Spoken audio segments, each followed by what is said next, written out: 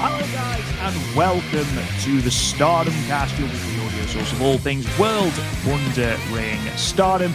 I'm your host Rob Goodwin and I am joined as ever by Mr. Matt Turner. Mr. Matt Turner, how are you today? I'm fantastic, my man. I'm always great. In the world of wrestling just keeps giving us some great treats, especially this past week. Not only what we're going to talk about in Stardom, the Stardom cast today, not only what we're going to talk about those three great shows from Marigold, which we'll talk about tomorrow when we record tomorrow, but like the WWE, we're on the road to WrestleMania. We got a lot of great stuff setting up for Elimination Chamber coming up in a few weeks. And then as of this recording, last night in AEW, obviously, we'll get into quite a bit. We do have Momo Watanabe versus Mercedes Moné. Hangman Page and MJF had a phenomenal promo. And not only is AEW finally doing something with Megan Bayne after she's been under contract for almost 2 years, but she's on TV quite a bit, dominant, getting over, and has a fancy new T-shirt. So really, really great stuff. AEW Grand Slam was terrific. Just wrestling overall in general is phenomenal. And Hiroki Goto finally, after all these years, climbing the mountain and winning the IWGP Heavyweight Championship, which I did not get a chance to see. Maybe I'll watch that match this weekend. But brother, no, everything's really well. I was just telling you before we jumped on, driving through yet another snowstorm over here in Pennsylvania. But I was able to get home alive, and my treat is talking with some Stardom with you, my friend, and getting a great listen from all the friends and family over at the Stardom Cast. But the life as well, my man. You know me, no sense of complaining. Blessed life. How's everything over your neck of the woods? How was football yesterday? Yeah, it was all good. No standings off, no injuries, nothing like that. So I can't complain. It's certainly better than it has been. No 12-0 defeats or anything like that. Our captain didn't leave to join another club. So again, it's going very well. It's going very well. But yeah, you're absolutely right. We've been given a lot of things to celebrate recently. That Hiroki Goto and Zack Sabre Jr. match was absolutely phenomenal. Also on that card as well, Gabe Kidd versus Yota Tsuji. That was brilliant as well. Gabe Kidd absolutely killing it in New Japan Pro Wrestling, and I'm hoping beyond hope that they are going to build something around him, because he really has gone from strength to strength. Obviously, we now, as you said, we know that Momo Watanabe is going to be featured prominently on the AEW Revolution pay-per-view in March, which is in just a couple of weeks, like just over 2 weeks, which is mad that we are approaching the end of February. Like, this year is absolutely flying by. It's literally, less than 2 months till Vegas, which is crazy, madness. Right? Absolute madness. That AEW pay-per-view, actually, just thinking off the top of my head, is the day after the start of the Cinderella tournament. So it looks like Momo. So the Cinderella tournament is 3-8 and 3-9 is the AEW pay-per-view, which is a stacked card. From what's already announced and teased, really, really stacked. But it's gonna be a fun weekend of wrestling. And then just about a month or so away, we'll be boarding our respective planes and going over to Vegas. I know we keep calling it Vegas. Vegas, baby, but obviously we had Philly Mania last year. We still got to come up with a fancy catchphrase for this year's WrestleMania, buddy. Okay, I'll get on it. It'll take us about 2 seconds, No, it's not top of my priority list, I must admit, but I'll get on it. We'll figure it out. I'll wake up at some point tonight just going, I know, I've got it. But yes, very much looking forward to that, obviously. But before we get into all that, before we get into the two shows that we're going to be talking about today, Stardom in Takasaki and Stardom in Fuji from Valentine's Day weekend, before we talk about the full card now announced for Stardom's latest pay-per-view, Path of Thunder and Rock and Roll.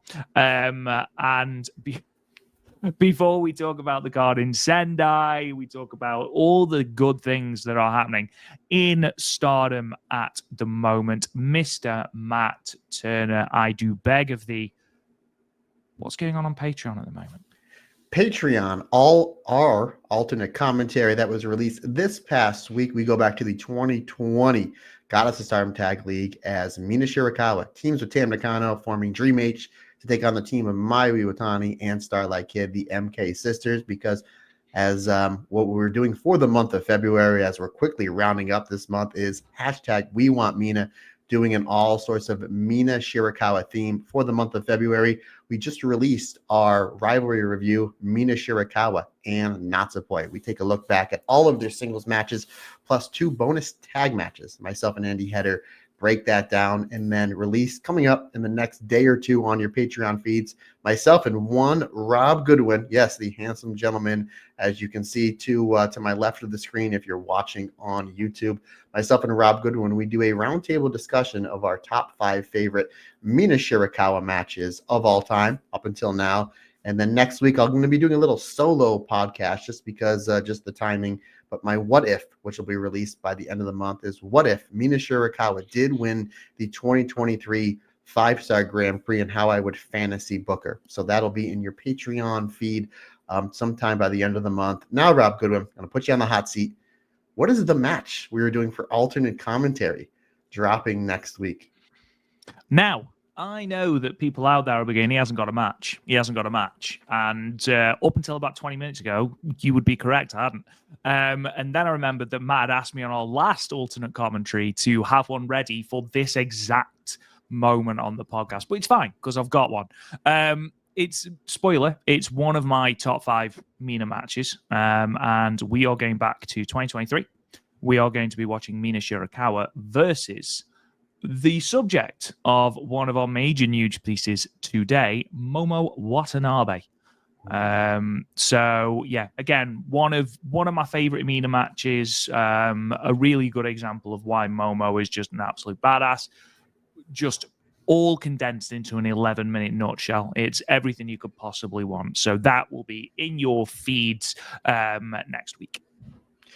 And also next week is actually the last week of the month of February, which we usually tell you what's going to happen in the month of March. However, we're going to give you just a little bit of taste what's coming up on the month of March for us here at the Stardom Cast Patreon, plus a free bonus episode myself and Andy Header are going to be doing. Obviously, Momo Watanabe is somebody in a hot topic, not only over here in Stardom Cast, but in Stardom, but obviously with AEW, which we'll get into in a moment. So myself and Andy Header for the month of March, our rivalry review is going to be Momo Watanabe and Jungle Kiona. We're going to be looking at that.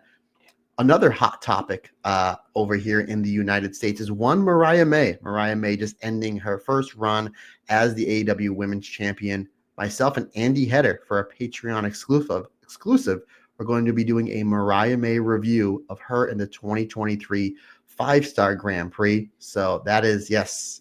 And because next month, Cinderella season, my friend. So get your heart pills, Rob Goodwin. Get your stress relievers. God, for all of you longtime members of the Stardom Cast, if you remember, every single time we do our Cinderella bracketology, Rob Goodwin has a damn near heart attack on air. And if you're new to the podcast, go back and listen to the episodes because it's damn good fun.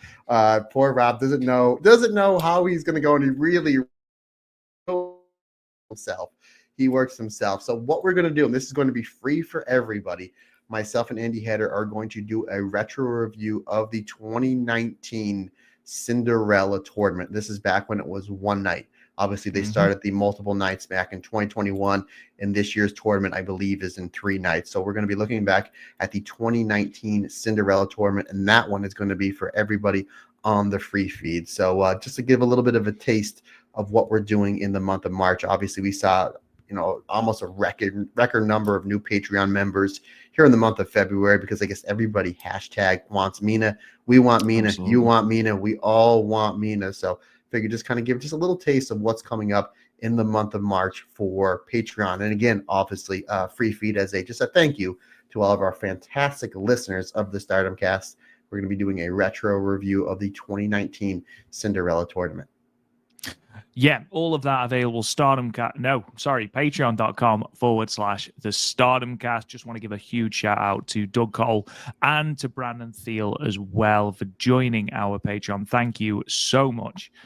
We really appreciate your support. We appreciate everyone's support over at patreon.com/Stardom Cast. Also, in other news, Patreon have now released the option for us to sell each episode individually. So if the monthly Patreon membership isn't for you, which I completely understand, or if there is something in the block above you or the tier above you that you want to listen to, but you can't necessarily commit to paying the monthly fee, which is absolutely understandable, every single episode, which totals about 600 episodes, I think, at this point, or something stupid, you can find them all for $3, a one-time payment, if you wish to download any of those episodes. So if you wanted to download the Kairi Hojo White Belt retrospective, or you wanted to look back at mine and Matt's retro review of Ryogoku Kikan show from 2013, or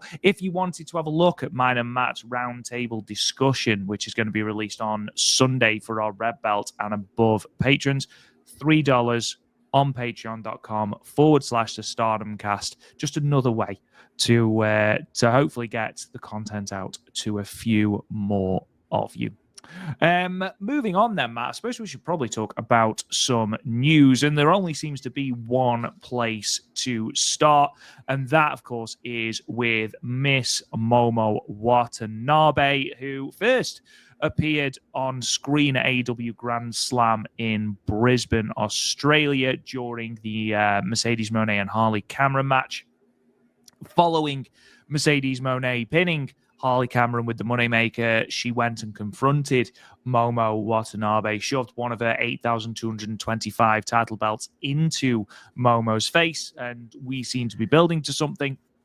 Fast forward to Dynamite, there was a pre-taped interview somewhere where Momo Watanabe, in pretty flawless English, let's not beat around the bush, her English was very, very good, said that she was coming for Mercedes TBS Championship, and she's coming for it at Revolution. Now, of course, this isn't the first time that these two have met in singles competition. The pair main evented New Japan's Capital Collision back in August of 2024. That, of course, was for Mercedes Moné's New Japan Strong Women's Championship.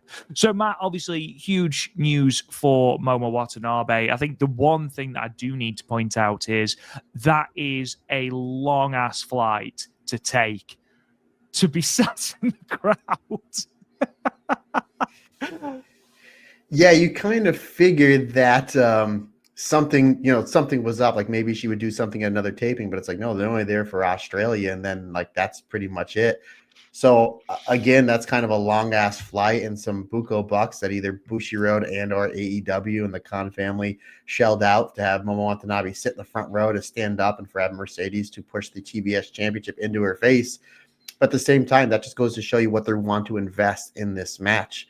And I'm all for it. Again, it's not my money. It's not your money. It's the fact that Momo Watanabe, who I know is on my Stardom Mount Rushmore and yours as well, one of the best wrestlers and one of the most consistent wrestlers over the last 6 or 7 years, really since 2018. There really hasn't been too many wrestlers on a more consistent basis in all of wrestling than one Momo Watanabe. And her and Mercedes had a really good match back at the summer of last year. But I remember reviewing this match, and myself and Andy Hedder were just talking about this when we talked on Talk Joshi episode 2, which just got released, talking about how it was a really good match, but like it seemed like there was something missing. It seemed like in the beginning of that match, Momo was kind of pulling her strikes. Like she wasn't really sure how hard she can hit one Mercedes Moné. And you can tell as the match is building, as the drama is building towards the end, you can see Mercedes was like, no, you're allowed to hit me. Like, please do. And then that was kind of my one little one thing I was worried about. Yeah, my one little thing I was worried about going into the Hazuki match, because Hazuki hits just as hard as Momo Watanabe, and it was clearly that was nothing with the case. You know what I mean? And that match was next level. Fantastic, yeah. Again, just a 5-star match is maybe one of Mercedes' best matches ever. Whether the Sasha Banks era or this new era, which is saying something, because Mercedes really is next level. But I'm excited they're running this back. I'm excited that, again, they're putting a lot invested in this. And when because I didn't know this, but I thought AEW Grand Slam was live. And I found out Saturday morning that no, it was taped Saturday morning our time. And I remember texting you saying, there's a big angle that happened here with one of our Stardom favorites. Stay off the internet. And you're like, I'm not going to watch until later. What happened? So I told you, and we were kind of going back and forth. I'm like, it's probably going to happen at one of those New Japan Strong shows. Find out that it wasn't the New Japan Strong Championship that was pushed into Momo's face. It was the TBS Championship. So clearly, it's like, okay, clearly they're doing that for a certain reason. And then we started hearing the rumors that it's probably going to happen at Revolution on the 9th of March in Los Angeles. Los Angeles is a very, very big wrestling town over here in the States, very rich in history. The fans are very passionate over there.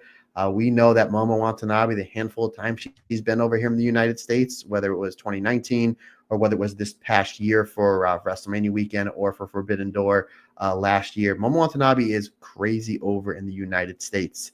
And Mercedes Moné is a heel in AEW, so I expect Momo Watanabe to get a heck of a reaction, and I'm glad they're running this back because as good as their match was in DC last summer, I know they have a better match in them, and I think this is going to be it, and it's going to be in front of AEW does a great job on pay-per-view selling tickets. My guess, and it's in Los Angeles, my guess somewhere around 10,000 people, and I don't know how many more people watching on pay-per-view or Fight TV or Triller app or whatever, so you're going to get more eyes on Momo Watanabe. I'm really, really excited about it.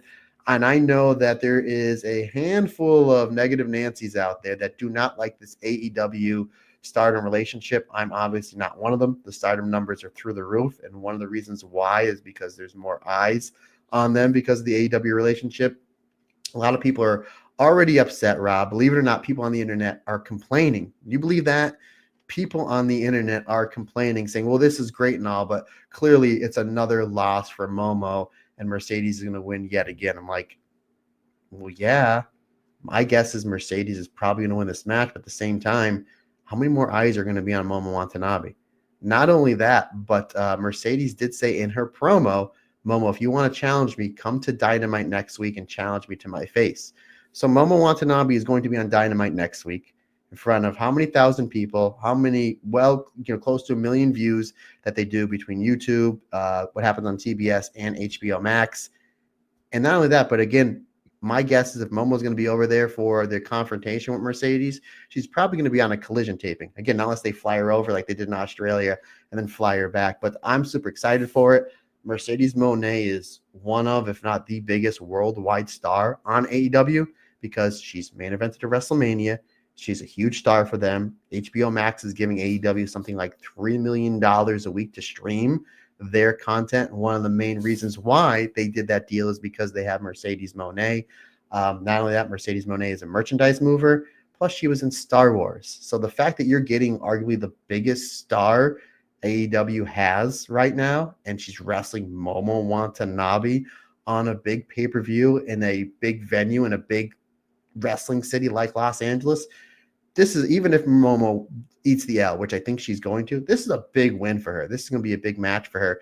And we've seen Mercedes have great matches, especially, post her WWE run, especially against the Joshi. Her best matches are against Hazuki, Hazuki in the three-way, Mayu, Kairi, and Mercedes has been on the run of her life. She had 2 great back-to-back matches with Chris Statlander. I think this is going to be another one that we're going to point to and be like, this is just going to be another absolute barn burner. And I think Momo Watanabe is going to have her stock raised up so huge after this match coming up in about 3 weeks. Yeah, it's an interesting one. Because obviously this is great for Stardom because of the amount of eyes on an AEW pay-per-view are substantially more than a Stardom pay-per-view, you would argue. Having Momo Watanabe in front of that many people in a high-profile match is obviously going to be great. I can see why so many people are, well, not so many people, why people are upset with Momo taking the loss, simply because, Momo Watanabe is one of those characters very similar to Hazuki where it hurts to follow them because, they are always the bridesmaid, seemingly never the bride. I mean, Momo Watanabe hasn't won a singles title match since 2019, and has been in plenty of them since. So there is that sort of, I can't believe we're going to hand Momo Watanabe another loss. And I can also see there are quite a few people that have said about how they would have liked, more put on to the fact that it was because she'd won the International Women's Cup. sort of make a big deal out of that, really, and how there was potentially other things that could have been done with that.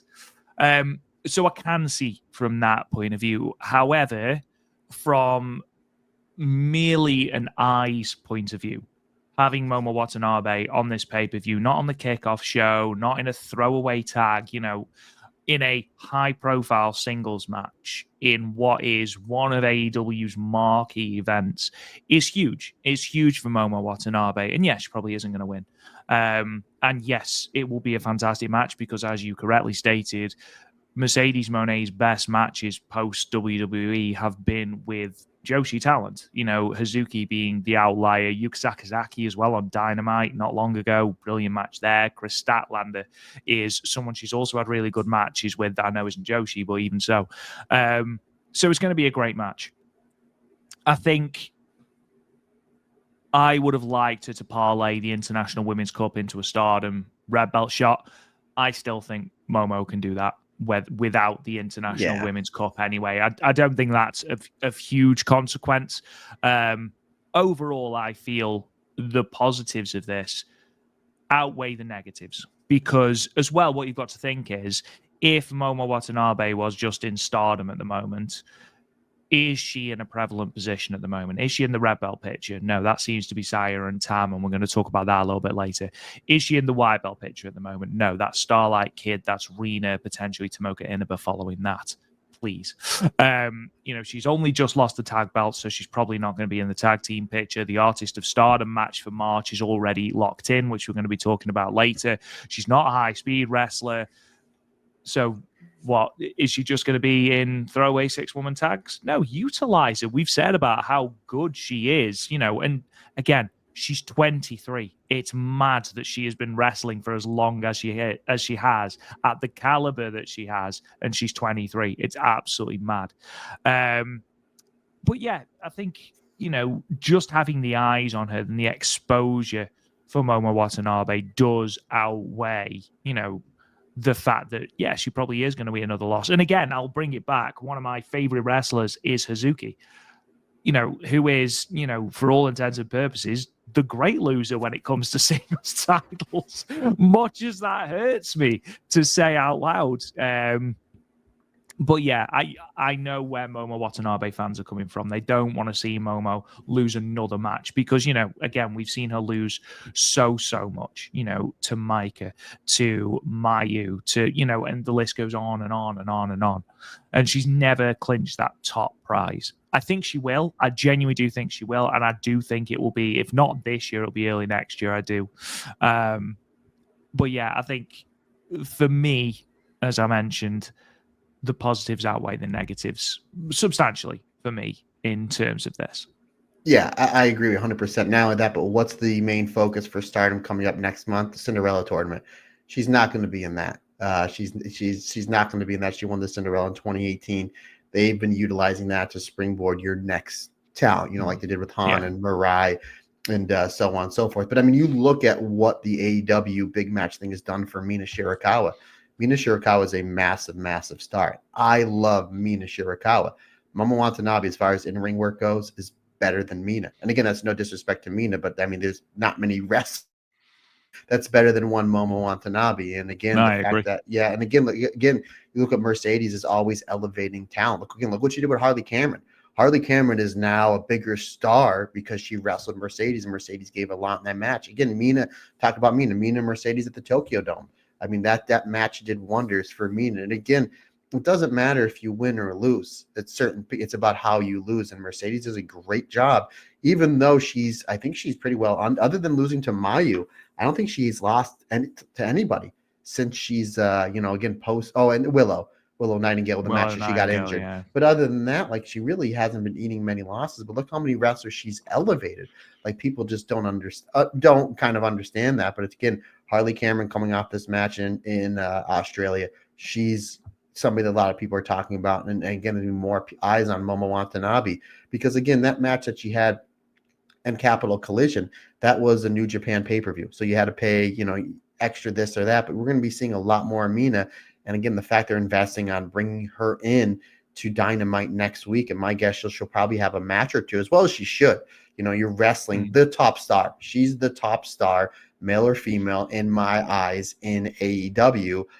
Again, because of her worldwide status. So they wouldn't invest all this on a pay-per-view if they're just going to be like, just come on in and Mercedes is going to beat you in 8 minutes. You know, they're going to give it some time, but I'm excited for it. Again, it's going to be more eyes on Momo Watanabe, which means we're going to be busier because we've got a lot. Ever since the more eyes have been on Mina Shirakawa, we get a lot of questions about Stardom, which we're all for. So again, massive fan of Momo Watanabe. And I see your point where there's a lot of the Stardom fan base have been asking me, like, Matt, how come she's not parlaying this into a red belt shot?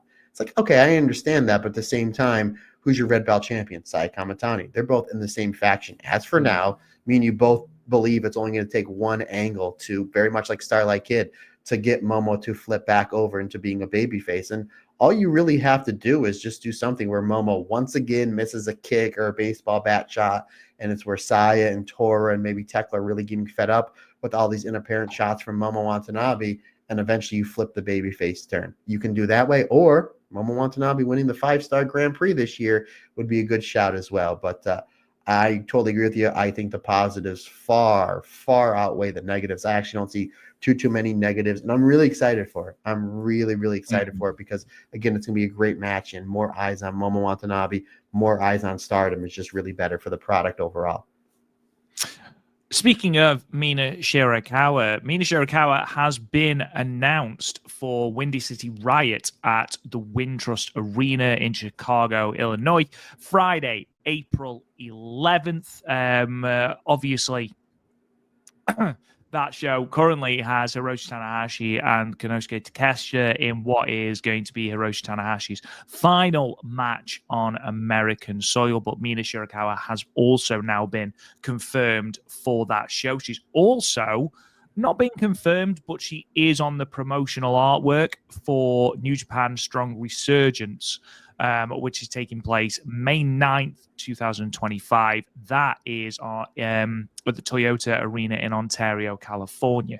Now, I think we anticipate now that Mina Shirakawa is going to turn up on the vast majority of American shows, and that's great because Mina Shirakawa is fantastic. Always gets a brilliant reaction from the crowd. The reason I'm interested in this is because, as we know, we are entering what we like to call contract season. Now, Mina Shirakawa being announced for this show, which is in April, and being featured on the promotional artwork for Resurgence, means that Mina Shirakawa has signed some sort of deal with Stardom. Now, whether that is a full Stardom deal, whether that is a deal that sort of allows her to work more New Japan and AEW dates, I don't know, but clearly there is some deal in place. Now, where that's interesting is because we know that contract talks have taken place and we know that a lot of contract dealings have been happening. Where does that leave other wrestlers? Because obviously we have the Cinderella tournament coming up. We have, after that, 2 back-to-back Las Vegas shows. Those are going to have to start getting announced soon. I, for the record, anticipate the field for the Cinderella tournament being announced at the Path of Thunder pay-per-view. But it's interesting, especially with, the big one that everyone will be talking about, which is obviously Mayu. I don't know if you saw, Hype Talk TV has done some great interviews, by the way, with Marigold Talent. I don't know if you've seen the one with Victoria Yuzuki. Honestly, if you haven't gone and checked out Hype Talk TV, go and check him out. Did a series of maybe 10-minute interviews. I know he's done Mirai's the latest one to come out, Mika Wano, Utami, and Victoria Yuzuki. Victoria Yuzuki, one of the most likable and excitable people in the world, just genuinely happy, which was lovely. But she might as well have just gone, yeah, I'm going to be wrestling Mayu soon. She could not keep a secret. So the question was, who do you want to wrestle, or something like that. And she basically went, it's a secret. And I was like, and then later on, they were like, because she said how much she enjoyed watching Ricochet and Will Ospreay on YouTube. What else do you like watching? I like watching Mayu Iwatani. I enjoy all of her matches. I was like, Yuzuki, short of saying, yeah, Mayu's coming to Marigold. It's like it's like when Tom Holland would spoil a lot of the Marvel movies. That's what it is. Yeah, and he's doing Hype Talk TV. I've been in contact with him. We're trying to get him on the show. It's just that our schedules just and he, I believe he's outside of Florida, so we're in the same time zone. But like when he can record is when I'm at work. So real quick, my man, I know a lot of people have been asking with contract season. So I do want to make mention. I just want to put all the rumors to bed. Whatever just as big as Mayu. That I just want to let everybody know that I have re-signed with the Stardom cast. I will be, yes, with Rob Goodwin Enterprise. I have re-signed with the Stardom cast. And again, if you're watching on YouTube, I will actually even show you what my bonus was. Rob gave me a nice bonus of a blueberry protein Pop-Tart. So that's, yes, I absolutely disgusting. no, they're really good. I have a chocolate sundae one. These ones are phenomenal. These are great. As far as like protein snack goes, you can't beat them. Legendary Protein Pop-Tart should really be a sponsor of the Stardom cast. But no, all seriousness, yeah, you're right. Contract season coming up. My guess is the majority of these Stardom wrestlers are probably going to resign. My guess, Tam, Sayaka Matani. Obviously, it looks like Mina has signed some sort of deal with Stardom again. If she's kind of splitting with her time with AEW, that's a possibility. If we're talking that far away as well, we're talking that far ahead in terms of, May 2025. We don't announce things like that. They wouldn't have put her on the artwork if they knew she wasn't going to be a part of the Stardom roster. Yeah, again, and I expect, considering the fact that that one show was just about a week or so. No, I think it's the week of Vegas, and she'll be in the States. My guess is she might work like an AEW taping, and then she'll probably be on the 2 Vegas shows. That would be my guess. Again, we don't know who else is going to be signing. Again, the fact that Stardom is hot as they ever right now, the fact that just about everybody on the roster has something to do would be my guess that majority of the Stardom wrestlers have re-signed. It's just the one with Mayu. Again, the rumors are floating back and forth, especially after the 5-star Grand Prix, where Mayu's like, I'm retiring from the 5-star Grand Prix. Hint, hint. For how hot Stardom was, we thought maybe she was staying. She was kind of going back and forth. But again, Victoria Yuzuki being the Tom Holland of the Marigold universe, kind of giving that out. But yeah, it's gonna be interesting. And again, considering the fact that the way that Mayu's been booked outside of IWGP, I think if Mayu is leaving Marigold, Terracotta is doing a good job of building the other stars around her. Obviously Micah, Tam, Sai Kamatani, Hazuki, Han, and just kind of the one outlier. And again, we can talk about this all day, and this will be a discussion maybe for later time. Is it looked like if Mayu is leaving, it was like 6 weeks ago, they started building up the breaking down of stars, where it's like they weren't getting along. They were telling Hazuki she's too rough in training. I'm like, oh, here it comes. They're going to start breaking up stars. So there goes Mayu with their exit. And then the last 2 or 3 weeks, stars seems like they're okay. So again, I don't know. I mean, maybe she knows, maybe she doesn't. I guess it's one of those things. We'll believe it when we see it. But regardless, whether Mayu goes or not, I think it might be best Mayu does go, because Marigold, as great as these shows were this past week, and obviously we'll talk about them when we record the Marigold Standard. Yeah, that Corrigan Hall show was brilliant. They still need firepower up top. They still need those main draws, and I think Mayu going there would be something different. Again, we'll see what happens. We'll see what happens. I think it's a win-win situation for everybody. And but regardless, yeah, contract season's coming up. We don't have an inside track of who's going, who's staying. We're not sure. I know a lot of people have been asking us. Mina's another big one. And considering the fact that they're booking her on New Japan shows as far out as May, that goes to tell me that she has signed some sort of deal with Stardom. And again, Stardom has that working relationship with AEW. Maybe when she re-signed, they said, hey, we'll use you for X amount of dates. But the main reason why she was doing AEW was to be inserted in that Mariah May versus Tony Storm program, which has seemed like it hit its peak now. I think eventually they'll go back to it. So maybe it's something where maybe she'll be focusing on more of her Stardom work, and they'll bring her in from time to time for the AEW shots. I don't know. Regardless, I'm a big fan of everything that Stardom's doing outside of Stardom, whether it's the AEW stuff, whether it's the stuff at Pro Wrestling Wave, whether it's the stuff at Oz Academy, which, by the way, we will be for Talk Joshi, our next episode. We talking about that phenomenal FWC Tag Team Championship match.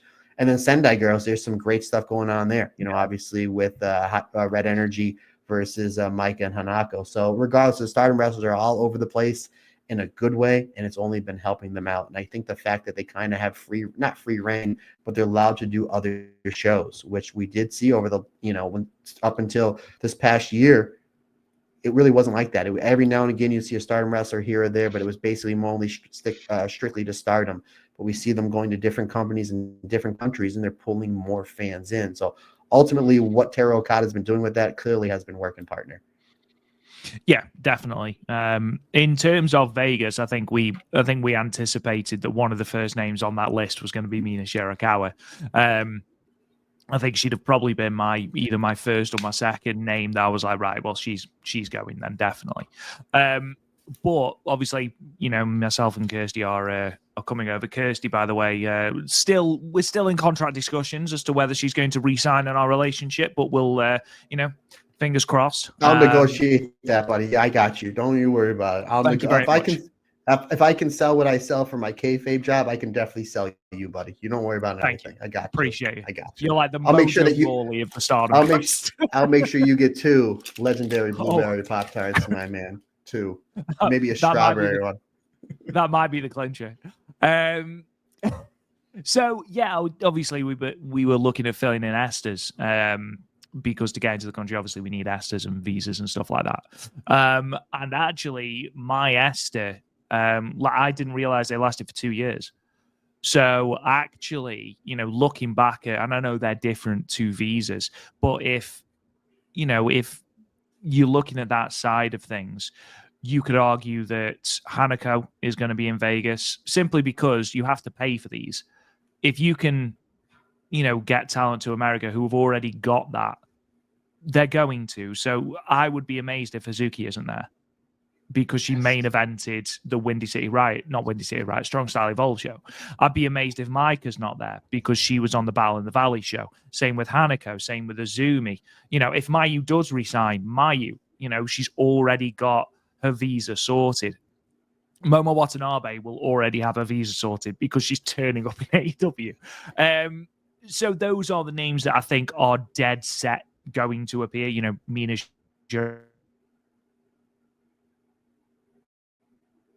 show up. I'd be amazed if Starlight Kid doesn't come over. I would be completely blown away if Saya Kamatani doesn't come over. I'm intrigued to know the names. I imagine that they will be released soon. If I was a betting man, and I'm not, as you'll see in Vegas, because I'll lose everything, I imagine that we will get a full Cinderella field during Path of Thunder, because again, that's about 2 weeks away now. And I imagine that at the Cinderella tournament finals, which I'm assuming is going to be the March pay-per-view, that's when we're going to get the names for Vegas, because that will be about a month out from Vegas. And it wasn't with a great deal of time left that we got the names announced last time. They did them in 2 waves, didn't they?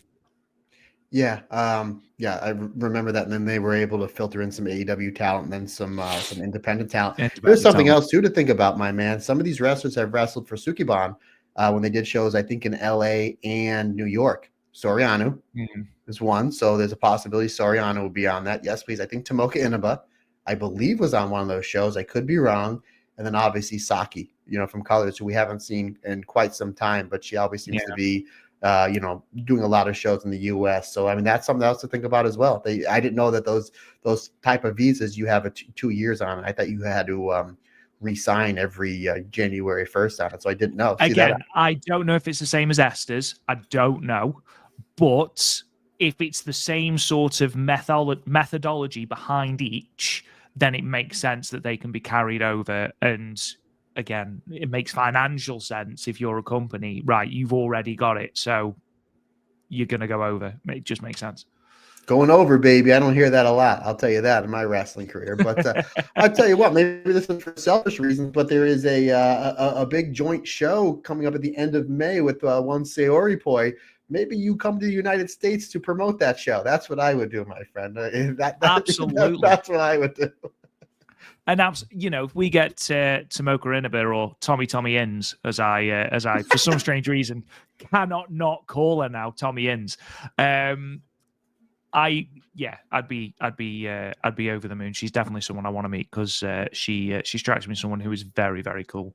Aya Sakura, speaking of people who are very cool and that we enjoy watching, will be challenging once more for the Sendai Girls Junior Championship at the top of Joshi Wrestling Show for Sendai Girls.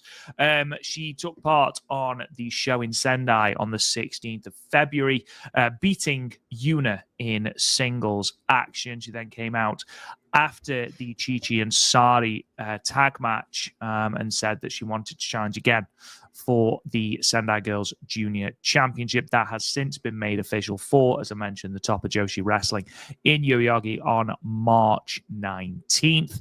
It's obviously not the first time that Aya Sakura has challenged Chi-Chi. She challenged her at the start of the year at the Stardom New Year Dream Show on the 3rd of January in what was, to my mind, top 2 matches of the show at the very, very least. I thought they were absolutely brilliant. They have really good chemistry together, and Chi-Chi, again, every time I see her, absolutely fantastic, including in that tag match with Sari. That full card hasn't quite been announced yet, but we do have a partial card at least. Obviously, Sendai Girls Junior Championship, Chi-Chi versus Aya Sakura. World Championship, Meiko Satomura versus Chihiro Hashimoto. Sendai Girls Tag Team Championships, which we talked about last week, Red Energy, Mikari Iwata and Miyuki Takasaki, who are the champions, taking on Hi Mate, Maika and Hanako. Risera and Dash Chisako in a hardcore match, and then Shin Sakura Hirota versus Jaguar Yokota. Matt, sign me up for more Aya Sakura and Chi-Chi violence, because in their previous singles matches, I'm invested. Yeah, and that card looks like an all-timer for Sendai Girls. And that's going to be streamed live on Wrestle Universe, I believe, partner? Do I have that right? I believe it's going to be a Wrestle Universe pay-per-view, but I could be wrong. As long as there's a way to watch it live, So I know sometimes when Sendai Girls does their VOD, sometimes it takes a little bit of time. I want to see that show ASAP. But that whole entire show, obviously even Risa Sera and Dash Chisako, that's going to be wild, because remember how wild Momo and Dash was at their show, I believe in Cork and Hall. That, again, Aya Sakura and Chi-Chi, I'm one of those wrestling fans. You can't have too much of a good thing. I'm all about run that one back, especially it's fresh in everybody's minds, for they had a match that just about stole the show at New Year's Dream. I think with the exception of the main event, which was Suzu and Starlight Kid versus Sai Kamitani and Momo Watanabe. With the exception of that absolutely stole the show. And you're like, wow, like I knew it was going to be good, but like this good. And the fact that we're running that back as soon, as they are, I'm fine with it, because Chi-Chi is somebody that is really on the rise as far as pro wrestling goes, especially in Japan. And Aya Sakura is somebody that they're doing a great job really highlighting in Stardom, which you'd be forgiven if they didn't, because sometimes you get lost in the shuffle that is the loaded roster of Stardom. So I'm all for that. And then, of course, Red Energy versus Michael and Hanako. Absolutely loaded Sendai Girls show. And again, I'm super excited to see Chi-Chi and Aya Sakura run it back. And I wouldn't be surprised, Rob Goodwin, if Chi-Chi is announced for the Cinderella tournament. I wouldn't be shocked if we get her in the Cinderella tournament. Very interesting. It depends entirely on how many names they're going to announce, because obviously we've seen fluctuating bracket sizes since 2020. We went up to, I think, 28 at one point. Back down to 20. We've seen 22. We've seen all sorts. So with it only being 3 nights, I'm intrigued to see A, how many names are announced, B, if some are going to get buys, and if so, why? What's the vindication for it? And also, who's going to win? Because genuinely this year, I've got no idea. Obviously, we'll know a little bit better once we've seen the brackets and, who is facing who. But off the top of my head, I can't think of a clear-cut winner. Whereas, in 2020, I think everyone knew Julia was winning it. In 2021, everyone except me knew it was going to be Saya Kamitani. Because always go with Azumi. Always. 2022, I think, was probably a little bit of a weird one. I don't think anyone anticipated it being Mirai, certainly not back to back. And then obviously, I think 2024, I think a lot of people have predicted Hanan to win it. So this year, I don't think there's someone who stands out as they're definitely winning it. At least not off the top of my head. I would have said had she not won the white belt, Starlight Kid would have been a shoe-in to win it. You've got, dare I say it, Azumi, maybe. There's a whole host of people that could win it. There's a couple of people who I think, as I mentioned last week, are future winners. Miyu Amasaki, I think, is a future winner. Sayaka Karura, I think, is a future winner. But again, who wins it this time? I've honestly got no idea. And this is why it's going to be like, for those who haven't watched our bracketology episodes, this is what happens. My brain and head slowly implode as I basically talk myself in and out of different scenarios until I'm just a big sweaty mess on the floor. So, look forward to that in your feeds as soon as the brackets have been announced. You know what I just realized? This is the first Cinderella bracket that we're going to be doing live on YouTube, because we've been doing the not live on YouTube, but we usually just do the audio. And up until a couple months ago, we're like, no, let's just do the got these fancy backgrounds in our podcast room. We're both incredibly handsome. Let's put it up on YouTube. So I'm excited to just see like your face go from white to red to pink to purple. The curse you have to come in to giving you CPR, and the cat's coming over and hitting you. This is going to be this might be the biggest YouTube show we've ever done, my man. I'm excited for the millions and millions of downloads to see the rise and downfall, rise again of Rob Goodwin. Because since we don't have a golden phoenix, you will be the phoenix of the Stardom Cast podcast, my friend. I'm super excited but yeah, you're right. And my guess is the winner of this will probably challenge at Dream Queendom. I think that's a good way to sell tickets like immediately. So you need Grand like Queendom. Some sort of our Grand Queendom, All-Star Grand Queendom. Right. I keep saying that as well. I'll eventually get it after 20 years, but and then in 2050. But I think that I believe the tickets have already gone on sale for All-Star Grand Queendom for like VIP members, and I think that it's either tomorrow or sometime next week they go on sale for all members. Sale. Yeah, general sale. And you know me, partner, I'm a big fan of looking at numbers just to see where things are trending. So we've seen the scale of what they're scaling Yokohama Arena at, and this thing's like, I think it's going to seat like 15,000, 16,000 people, because Taro Okada is dead set on trying to get to 10,000 people, which is absolutely insane. And obviously, as the card gets announced, we'll kind of have an idea of what we think that they'll draw. But in about a week or so, it's going to be nice for me to go on the certain ticket websites to kind of have an idea of what they're selling, because these Stardom shows, Cork and Hall show, I think is like 3/4 sold out with just 2 matches announced. The show from this Monday has been sold out for a while, so they had to add more seats. So that's really good. The night 1 of the Cinderella tournament, there's 12 sections, and 8 of the 12 are showing almost sold out. Even the Vegas show, because we have to use Eventbrite for that show. If you go on Eventbrite, it says low tickets remaining. So even this Vegas show with no talent announced is almost sold out. So again, Stardom is a hot commodity. It's going to be interesting to see how many tickets they're going to sell at All-Star Grand Queendom. And I think a launching pad for them will be the end of the Cinderella tournament. We'll have an idea of the winner of that tournament, what title they'll be going for. It's usually the Wonder of Stardom Championship, and we might have an idea as you're leaving your big pay-per-view to spring into your next big show. I think it has to be somebody with some sort of star power. And again, maybe I'm just betting with my heart. And again, we don't know what the brackets are going to look like, but again, I'm just saying Hazuki, because again, she's somebody that has a lot of name value on her. Again, because of that match she's had with Mercedes Moné. I mean, her stock has gone up quite a bit, and I think she's going to be selling quite a lot of tickets if she wins the Cinderella tournament. Again, maybe I'm just booking that myself, because that's the way I want to see it. I want to see her walking out of Yokohama in front of 10,000 people as the Wonder of Stardom Championship. And then, once again, very much like the Queen's Quest, a Oedo Tai cage match, I will be crying like a baby. If Hazuki wins, I will cry. I don't think she will, simply because I don't think they'll want to revisit that this soon. I think they'll want to hold off on Hazuki winning it. I think Hazuki does win it. And I think taking it from Starlight Kid, considering that really heated match they had in Nagoya, there's clearly unresolved stuff there. And obviously we had actually Starlight Kid in a post-match promo saying that Hazuki still got that mask she took off her. So, they do keep sort of referring back to that. So maybe that's what we're looking at in Ryogoku at the end of the year, maybe. I think in terms of selling 10,000 tickets in Yokohama, it's incredibly ambitious.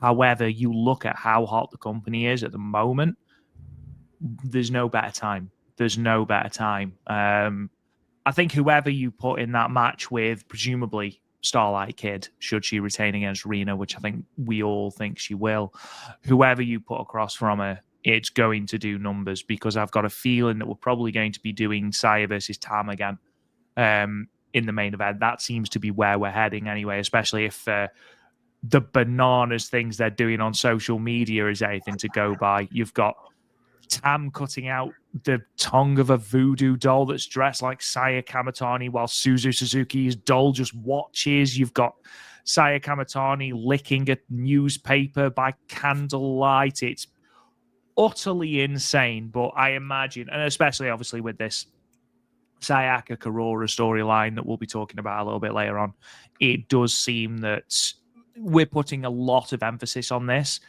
And if it's going to be anyone other than Tam, you're going to have to do a lot to heat that feud up to the level of a Tam and a Saya to put at the top of this pay-per-view. Me personally, I don't want to see the match again yet, but from a point of numbers and what will draw, I said this last week, there's two matches that you do, and that is either Micah and Saya or Saya and Tam. And I think Saya and Tam has got the momentum falling off of Dream Queendom, and obviously with the Sayaka Karora, will she, won't she storyline, it does make booking sense to have Tam, take on Saya Kamatani. Whether it's a stipulation match or not, I don't know. I think a hair versus hair match would be really, really good.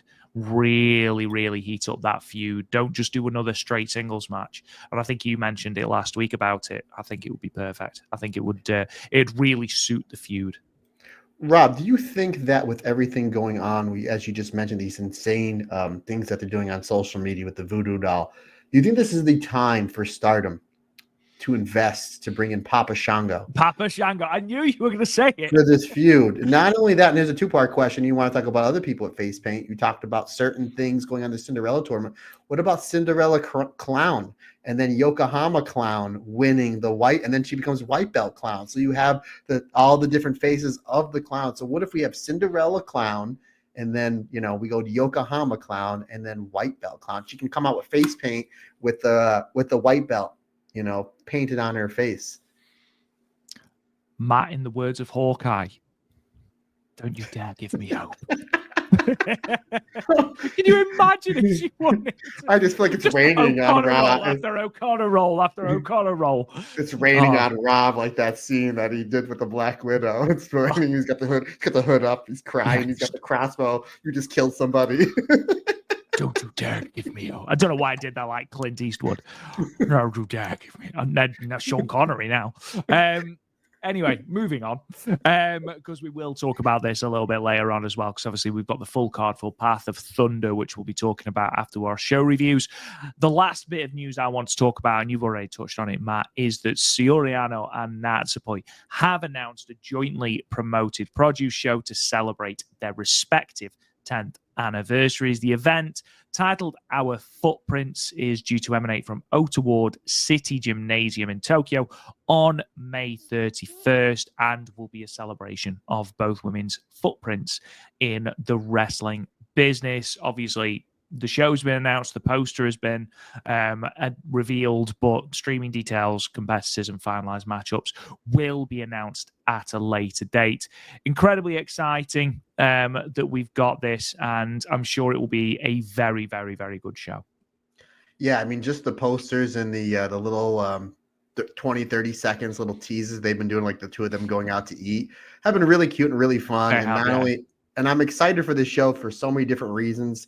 And one of the main reasons is because literally a theory that I had that I said last week that you debunked in about 2 seconds. So I talked about maybe Soriano turning heel and going to hate. Clearly, that's not going to happen if they're booking this show together, even though the posters have the two of them riding with tandem bike and they have hammers in their hand and trying to hit each other over the head, which I thought was absolutely hilarious. And I liked how this poster, like if you sound out how the post with the words on the poster, it looks like a not so sorry story. Like that's what it really looks like. But this is going to be great. I don't know anything about it other than the fact that it just looked like it's going to be fun. And clearly, and again, you want to talk about wrestlers re-signing with Stardom. I'm almost positive these two have re-signed with Stardom because, again, the show is taking place at the end of May. Contract season is up. Their contracts are up, I believe, the end of March. And they're already promoting this, and all the Stardom websites and social media pages are tweeting, retweeting, and helping promote this. So, again, if these two haven't re-signed with Stardom and they're helping them promote it, that I would be, that would be a head scratcher for me. But again, I think these two are two wrestlers that are re-signed with Stardom. But this looks like it's going to be a lot of fun. I don't know what it is. It looks fun. Soriano, Natsupoi, sign me up. I'm all for it, buddy. I don't know what it is, but I'm going to like it.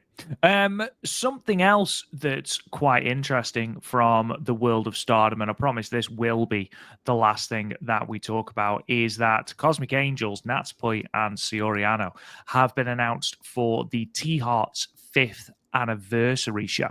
And it's in a 3-way tag team match. They're not together. Listen to these for some teams. So you've got Natsupoi and Kiyoshi Ito. You've got Soriano and Yumiko Hata. And then you've got the Queens of Cute, Tam Nakano and Aja Kong. Oh, man. Even for the first time since Philly. For the first Absolutely. time since Philly. Kawaii Kongs together in the ring. It's due to take place, the show, on March 30th in Shinkiba First Ring. For those that are interested in watching that, looks like it's going to be a very, very good show. Anyway, let's move on to some show reviews.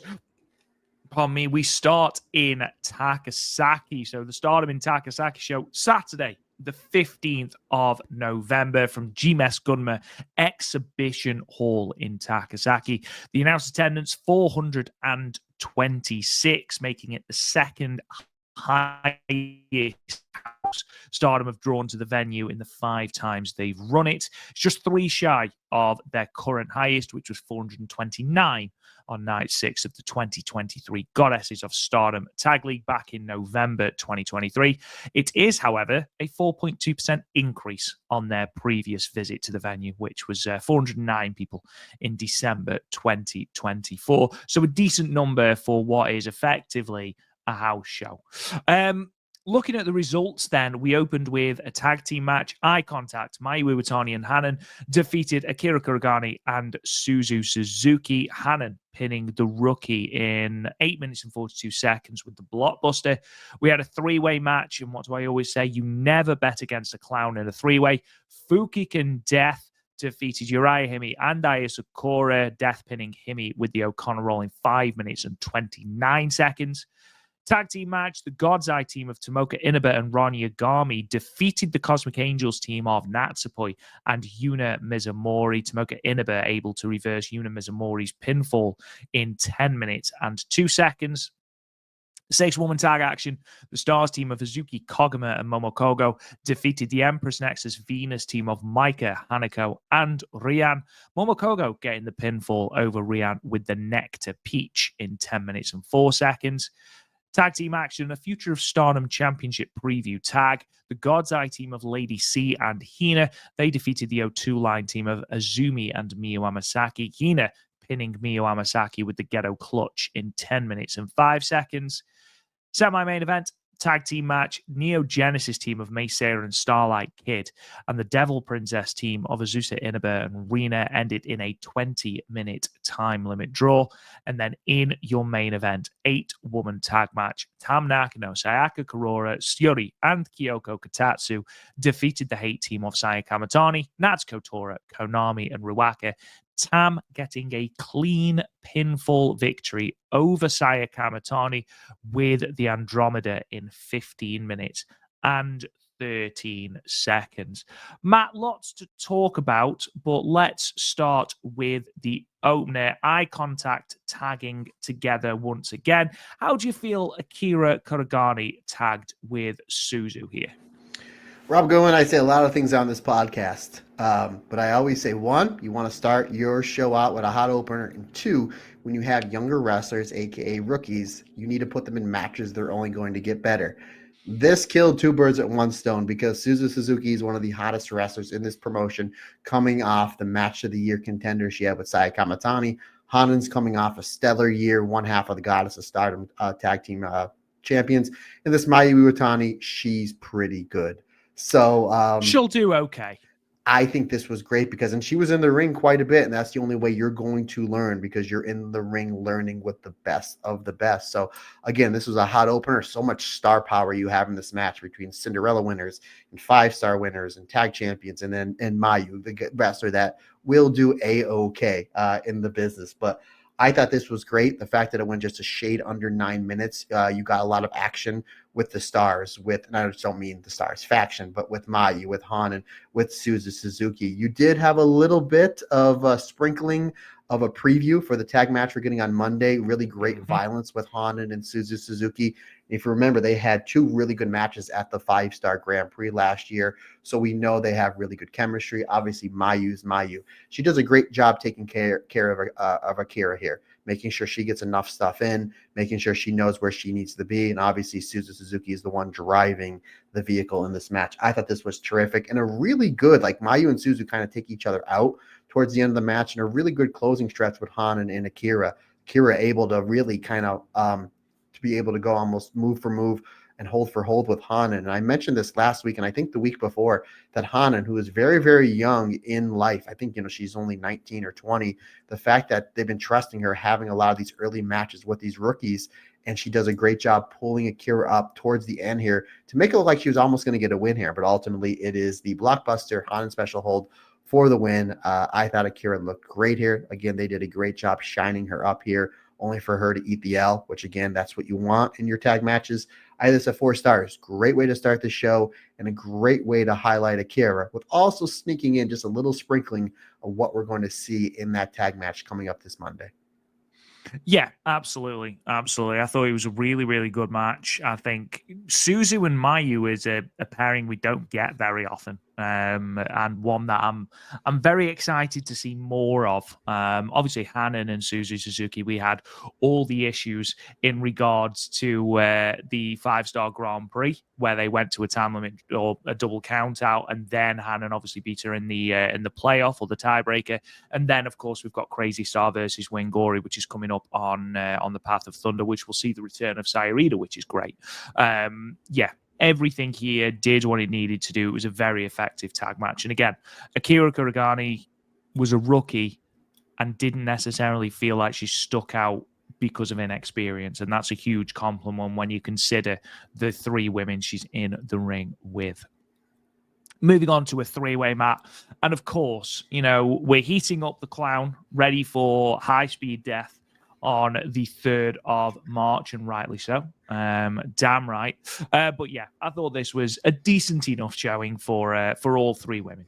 High Speed Death, wasn't that a Megadeth song? Or might have been High Speed Dare, but regardless.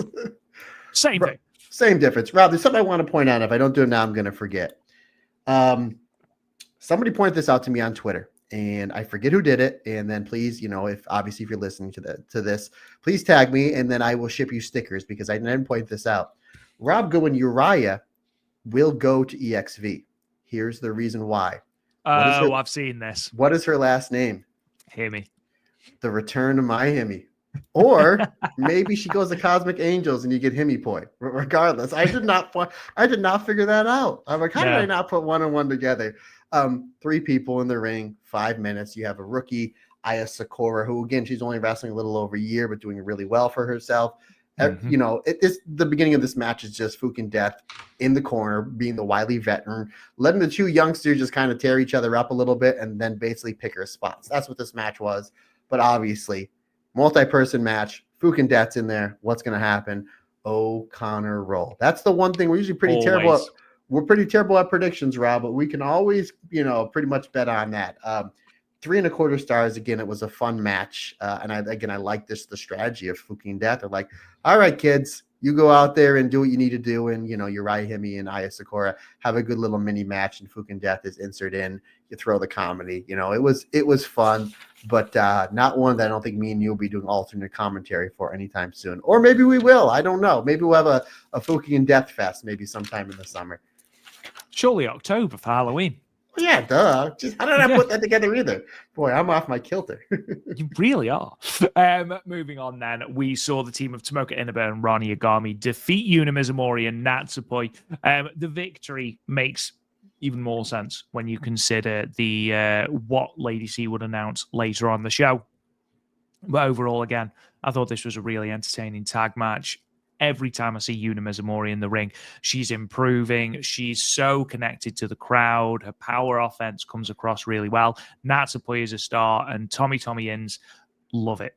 Absolutely love everything that she does. She didn't quite brutalize these two in the same way that she brutalized Hanako in Fuji, but nevertheless, still a really entertaining undercard tag.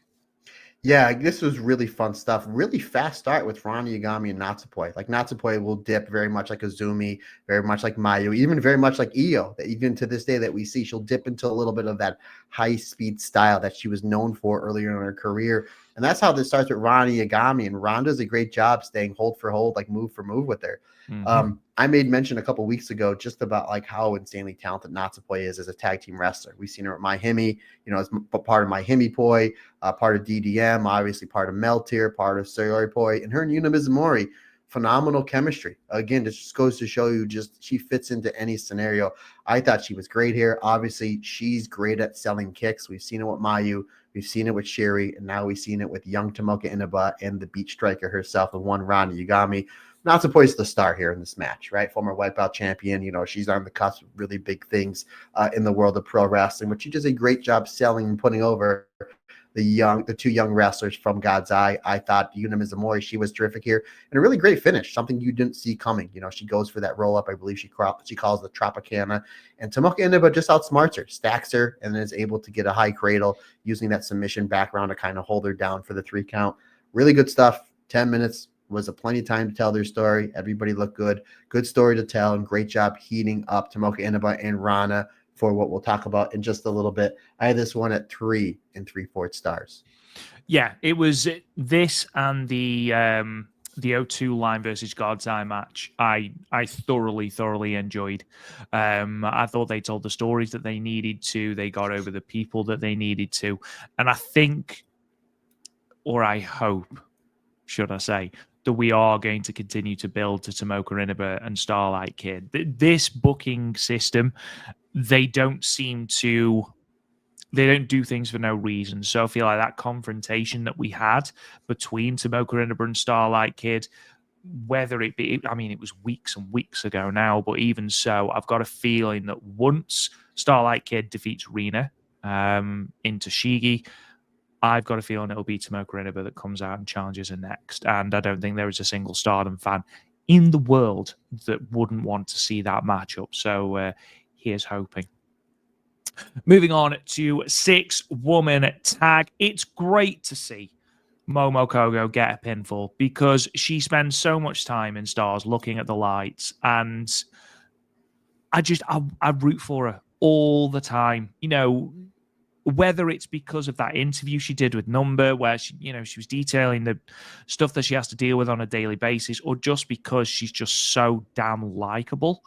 Like, there's just something about her. She's so passionate. She's so enthusiastic that you just can't help but root for her. So to see her get a victory and to see it be a dominant victory as well, hitting the neck to Peach, I don't know whether I was just happy with that, whether I was happy because, again, FWC are one of the best tag teams in the world, whether we got a little bit of Micah and Hazuki again, which always is really entertaining. This was a match I found myself really enjoying, Matt. For a match that is effectively a throwaway tag with no stakes. Yeah, you're right. Obviously, we're huge fans of Momo Kogo. One of our favorite meet and greets when we met all the stars in Stardom. She was so nice, so engaging. Everybody was. I can't really pick like a favorite. Everybody was so nice, but like she was just really in her English, absolutely perfect. But one of the many reasons why I love FWC, and not only are they my favorite tag team in all of wrestling, but in my opinion, the best tag team of all of wrestling, is because like any great tag team, past, present, and future, you have to have your partners back. And Rian, gang sign throwing Rian, does the bear wrong. They go to the Kuma dance. We're all going to have a good time. She rolls up Kagama. They have a nice little arm drag sequence between the two, which is really good. Hazuki comes in. She did not like the fact that her bear, the bear, her best friend, the bear, her best friend got disrespected. Best friend bear. The best friend bear, her teddy bear, anyway, got disrespected. So what does she do? She just goes and beats the crap out of Rian. Like just proper, you have the funny little moment. They trade arm drags. Suzuki comes in, just boot scrapes the crap out of Rian. It's just like, yeah, you're going to you want to disrespect my friend? I thought that was hilarious. And then you get almost a mini tag match of the semifinals from the Goddess of Stardom tag league with Jaime, Hanako and Maika versus Hazuki and Kagama. Really great stuff back and forth, kind of like almost a 50-50 tag match.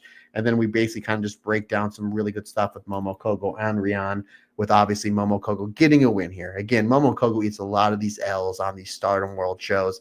It's nice to see her get her win because, again, she's so likable. She's somebody that we can heat up. It does look like somewhere down the line, maybe in Yokohama, we're going to be getting another Momo Kogo high-speed championship match because they've been kind of planting the seeds the last few shows. I'm all for that. Ultimately, again, this is a 3.5-star match.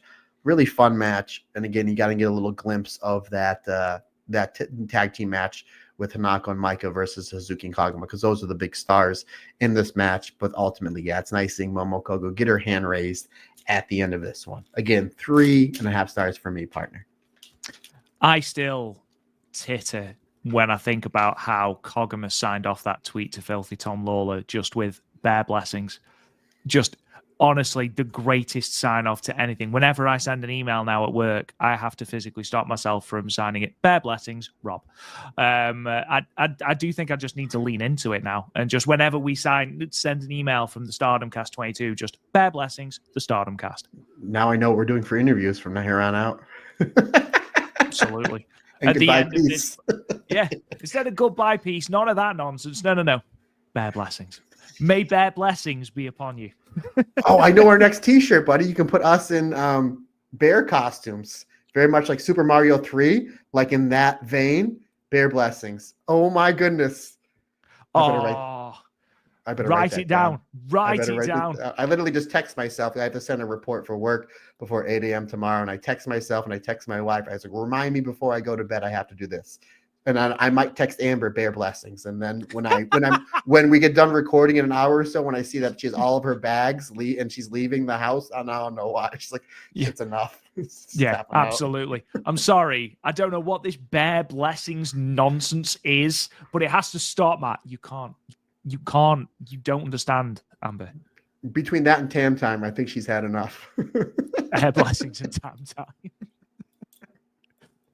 Moving on. The Future of Stardom preview. Hina and Lady C going over O2 line. This, again, was really, really, really good. I think Azumi and Lady C have really underrated chemistry. Whether that is because they used to team together in Queen's Quest, or whether it's because Azumi works really well when she's got someone to work around like a Lady C. But on top of that, then you had Hina and Miyu Amasaki deliver a really, really good closing sequence. You know why Azumi works well at Lady C, Rob? Go on. Because it's Azumi. Well, yeah, that's true. Yeah, absolutely. That's it. Does the day have a Y in it? Right. Well, Azumi's going to have a good match then. With anybody. But no, again, Lady C is, and she's somebody that me and you talked off air about a month or two ago. Like if anybody should leave Stardom to go to Marigold, it should be Lady C because she's so good and she doesn't have anything to sink her teeth into. And then 2 weeks ago, she boots Azumi's face off. I'm like, oh, here we go. I'm like, there it is. There it is. But yeah, Lady C was great here. Again, Team Classroom. Hina and Lady C are a phenomenal tag team. Again, this is another team that I think that once they heat up, you can put them in a tag title match in a Korakuen Hall, and it's going to do really well. Maybe sometime in the summer, because again, I predict Wingor to have a long title run. But then again, I mean, there's so many great tag teams in Stardom that you can switch it up either way. But yeah, you're right. Lady C and Azumi, really great chemistry together, considering the fact that Azumi's just using her high-speed style. Eventually, Lady C is able to kind of slow down Azumi, get that giant swing. We get some great double teamwork from O2 line. They're great here. We get the 3D from Team Classroom, which I thought was great. But ultimately, the crux of this match is just putting more focus on that future Stardom Championship match that we're kind of coming up this Monday at the Path of Thunder, dun, dun, dun, and rock and roll. With Hina getting a shock win over Miyu Amasaki. This was great how it was built up, how O2 line took out Lady C. They did enough teamwork to break down Hina. We look like we were going to get the Tenzai to put away Hina. Hina's able to slip out, get the ghetto clutch, and it only takes 3 seconds, my friend. This was a great match, my favorite match from this show. Actually, no, my second favorite match from the show. I had this at 4 stars. Just a terrific, terrific match. And then really a great way to, again, pump up Hina for that future Stardom Championship match, because I'm excited for us to preview this show in a little bit here, because I don't know which way I'm going to go on this one as far as my prediction goes. And I'm interested to hear your theory behind it, my friend. But again, another, it's Stardom, it's tag division. It's going to be great stuff. It's Azumi. And again, Lady C, they're heating up quite a bit because Azumi made Lady C look like $1 million, just like how she did in the match last week. Again, 4 stars for me. Yeah, a couple of things. I think the transition from the failed Tenzai into the ghetto clutch was beautifully done by Hino, really smoothly done. It is an intriguing one because on the one hand, I don't necessarily want Miyu Amasaki to drop the belt yet. However, you've got Hina who, even after this match said, I've already challenged 3 times for this belt. There is going to be a different Hina that comes after you in Toshigi. I'm intrigued, and there's a reason she said that. Obviously, it is Hina's hometown. Her, Hanan, Rina, all in really prominent positions for this pay-per-view, as they should be. Not just because it's Toshigi, but also because they're all great. Yeah, it's a tough one, that is. It is. Lady C, of course, then said she's decided on who her partners are going to be for the Artist of Stardom Championship match. They are revealed to be Tomoka Inaba and Ron Yagami, who, of course, won earlier on the show, which I quite like, to be perfectly honest. I think it's good to give, especially Ron Yagami, a little bit of an elevation into this sort of picture because, again, she's been doing great work since her debut. That has been confirmed, and it has been given a match graphic, so it is officially confirmed for the Korakuen Hall show on the 3rd of March. So we've got 2 title matches for that show. God's Eye, Lady C, Ron Yagami, Tomoka Inaba against Neo Genesis, Azumi, Miyu Amasaki, and Starlight Kid for the Artist of Stardom Championships. And we've also... Yes. Sorry. I was like... Hang on, May Sarah can't be in 2 matches. She hasn't got an Artist of Stardom belt, Rob. Wake up.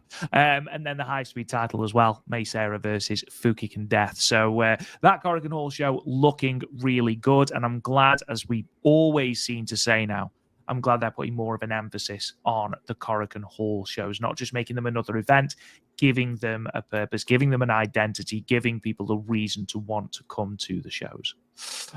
Moving on to the semi-main event, the time limit draw between Starlight Kid, May Sarah, and Devil Princess. Matt, I know that you said that the previous match was your favorite before doubling back and saying, forgot a match. I'm assuming that this was the match that was your favorite because I thought this was brilliant. Not only are Devil Princess a very, very good tag team, but Rina. I mean, I was listening to a very old podcast that I did with Chris, and Rina was only 14 in that episode. And even then, in fact, I was listening to it to find out what I'd given the tag league match we did for alternate commentary.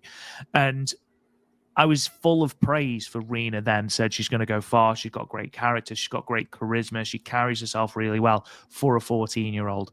And all of that is coming together now because she feels like a star. You've got Starlight Kid, who at the moment is perhaps the most over, save for Saya Kamatani, the most over person in this entire company.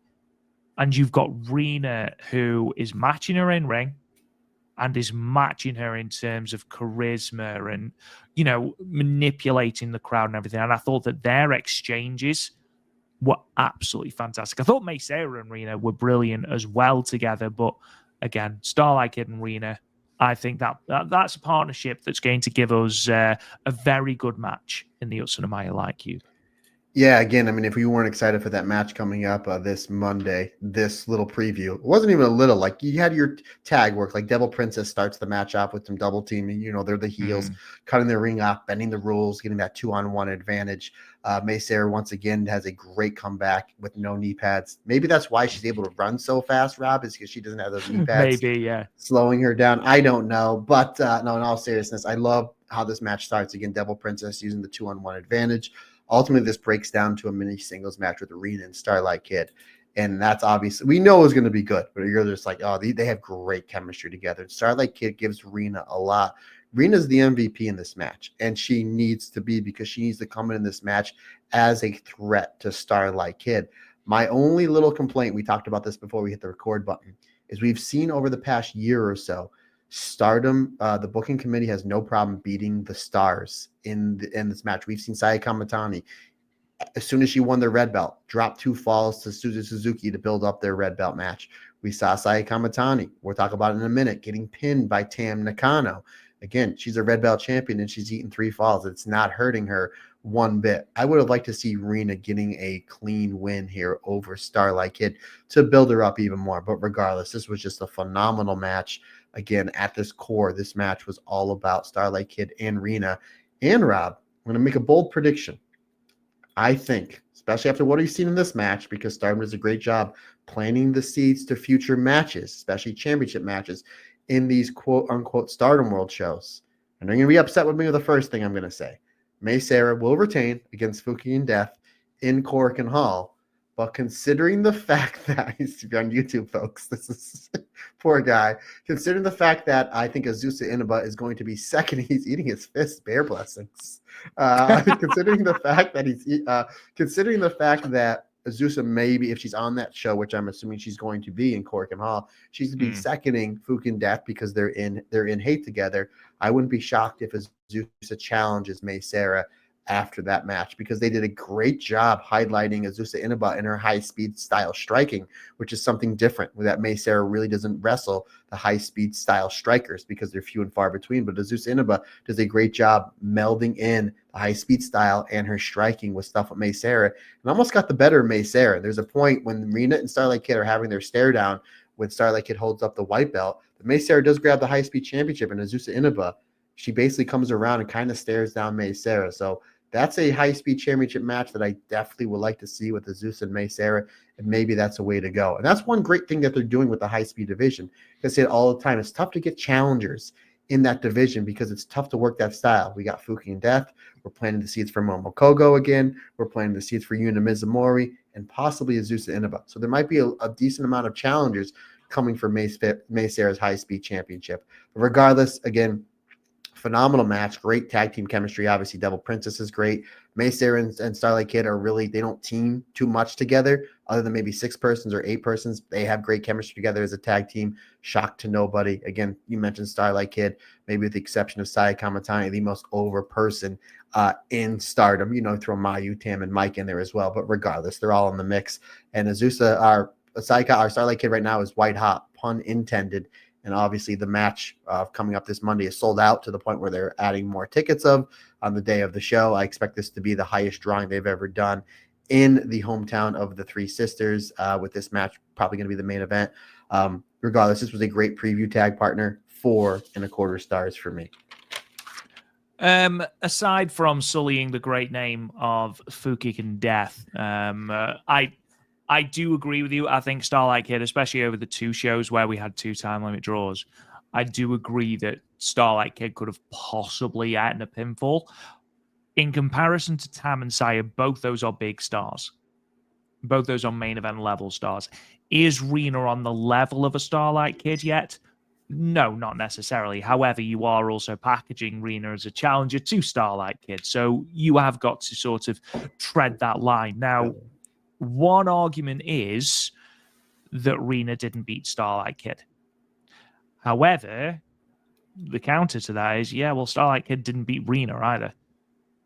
And actually, yes, Rina was locked in the white, not the white tiger, it is the white tiger, but the black tiger leg killer at the end of this match and basically hung on until the time limit expired.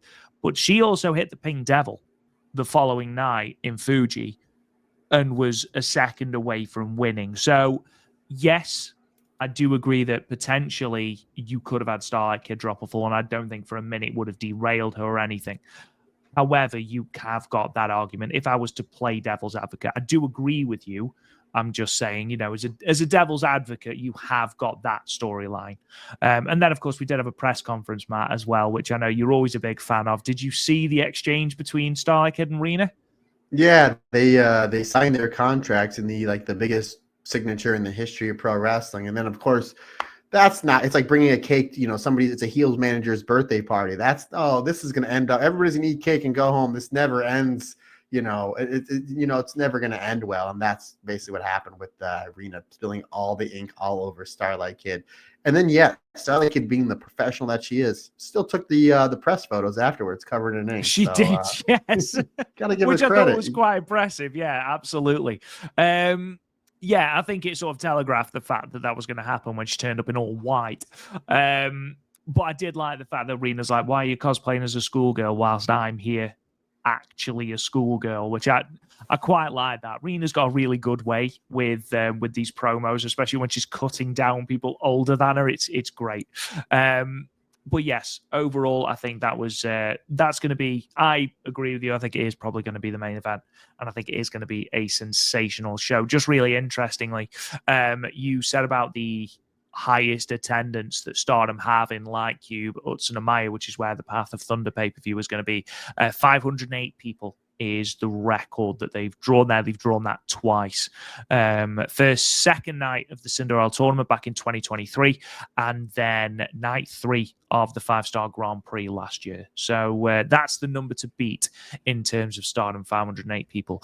I would be very, very, very surprised if they don't do that. I'd be very surprised when you've got your 3 hometown sisters and Uriah Himi as well, who's also from Toshigi, and she's in a high-profile singles match against Mayu on the pay-per-view. So I'd be very surprised if they don't outdraw the 508 that's their previous highest. Plus Sai on one side and Tam on the other. That's always a huge draw.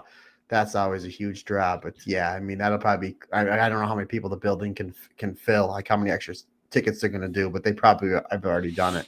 So yeah, I'm really looking forward to it. It's not on a weekend, so I have to figure out I'll figure it out, whatever. But regardless, exciting. And they've done a great job building so much of this stuff up. They really have. They really have.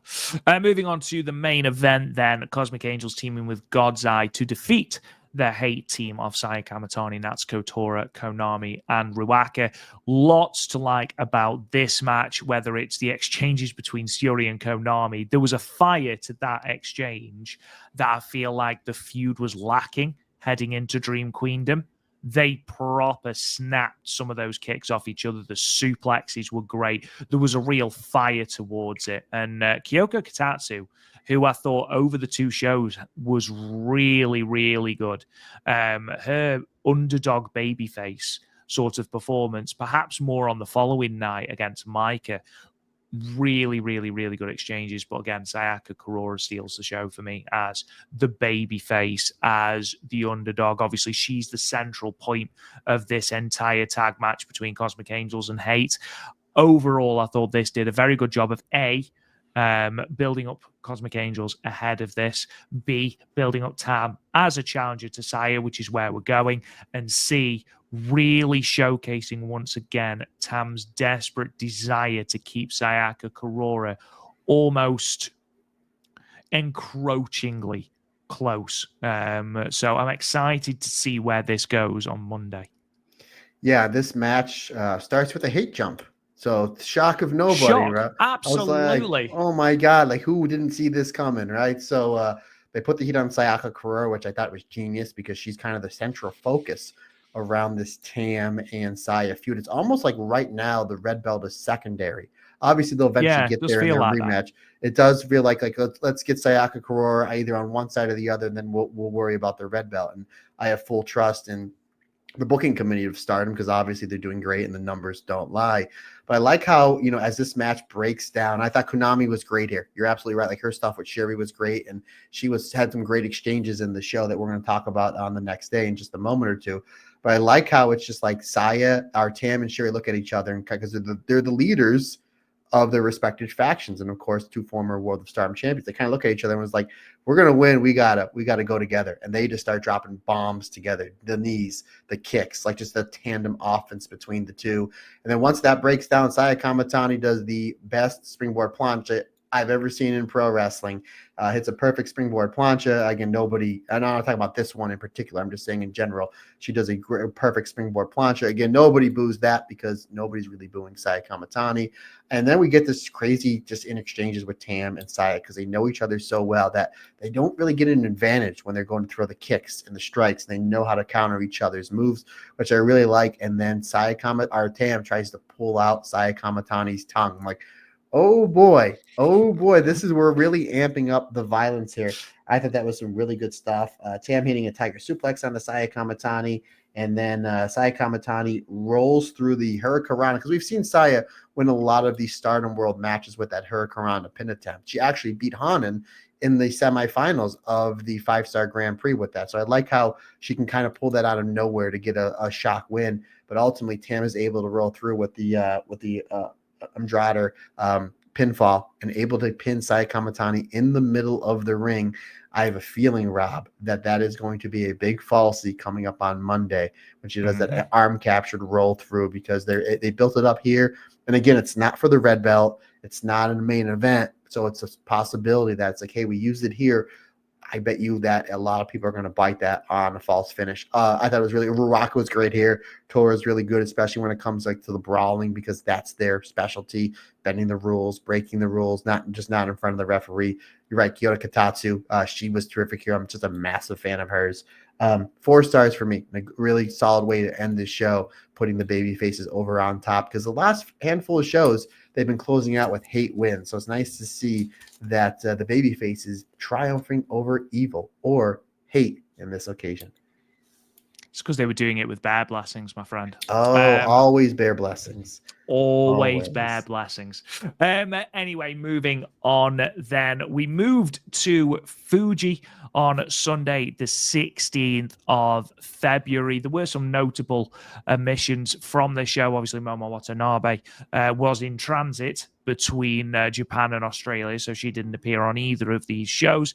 Aya Sakura was taking part on the aforementioned Sendai Girls show we talked about earlier, and Syuri and Ronnie Agami were also due to tag together at the Diana show on the 16th of February, so that's why they weren't on this card either. In terms of attendance, the announced attendance inside Fujisan Mess in Shizuoka was 507 people.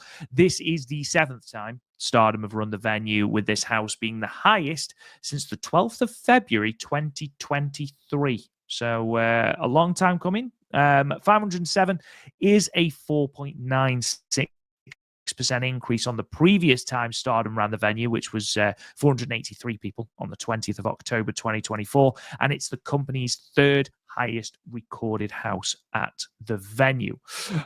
Moving on then to the results of this show. We open with a 6-woman tag. The Stars team of Mayu Iwatani, Hazuki, and Koguma defeated Natsupoi, Yuna Mizumori, and Uriah Hime Hazuki, pinning Yuna with the Hazuki Strahl in 9 minutes and 33 seconds.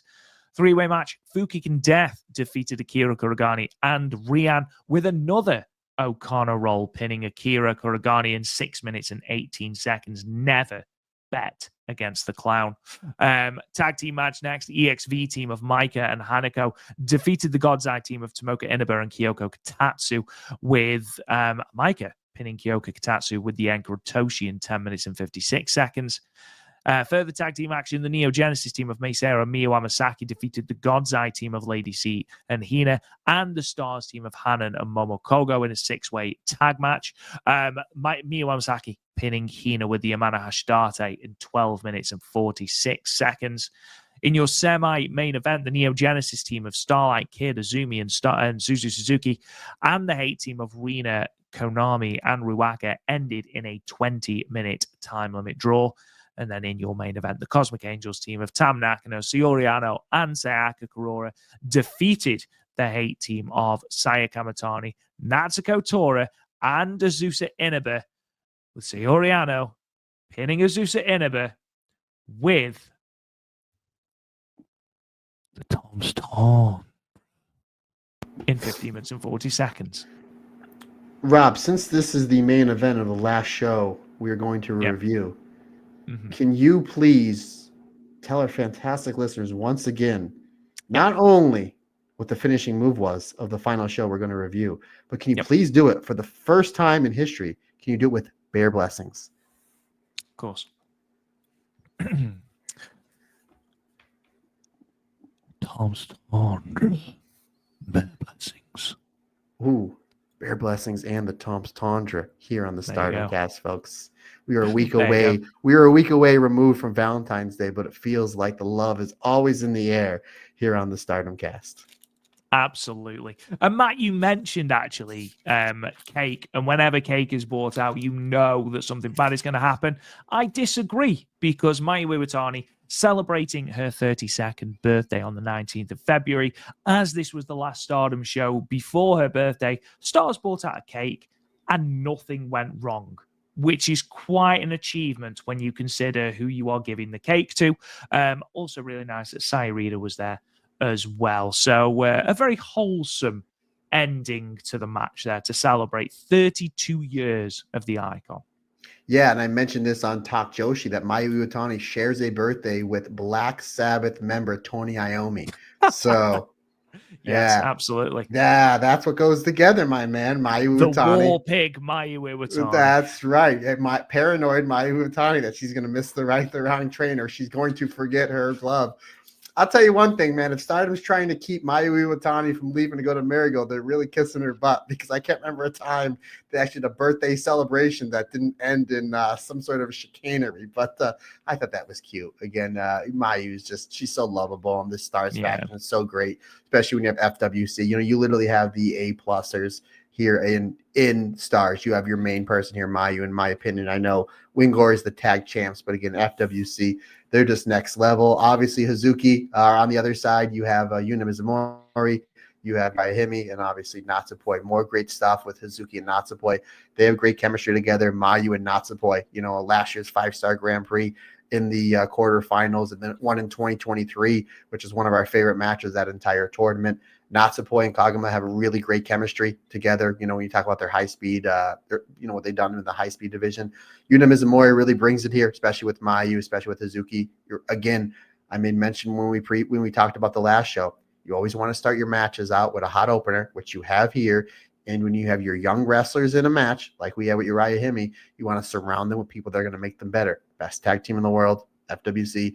Best women's wrestler in the world, Mayu. Natsupoi is great. Yuna Mizumori 2-3 years ago was in the same boat that Uriah Hime's now, so she can elevate her up to the next level. I thought they did a great job building around Uriah Hime, making her look really, really good. And then Hazuki, a really great closing stretch here with her and Hazuki.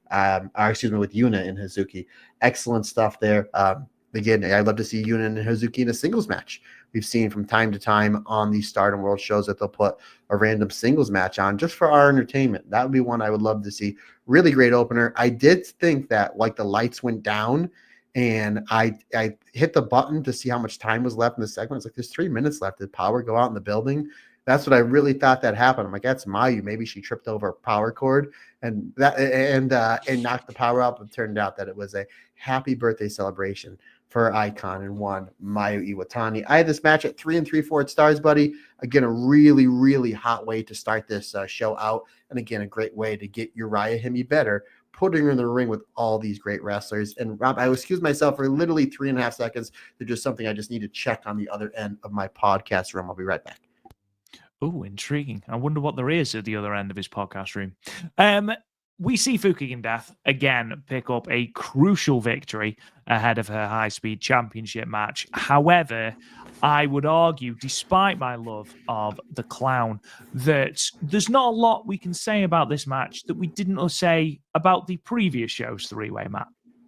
Rob, we're reviewing 2 shows. We got all sorts of megastars on the two shows. Hazuki, Mayu, Micah, Tam, Sai Kamatani, all this great stuff. Only one wrestler has 4 wins and combined less than 12 minutes. That's Fuki and Death. Absolutely. Damn right. Won a 3-way in about 5.5 minutes the day before. A little over 6 minutes here, another 3-way.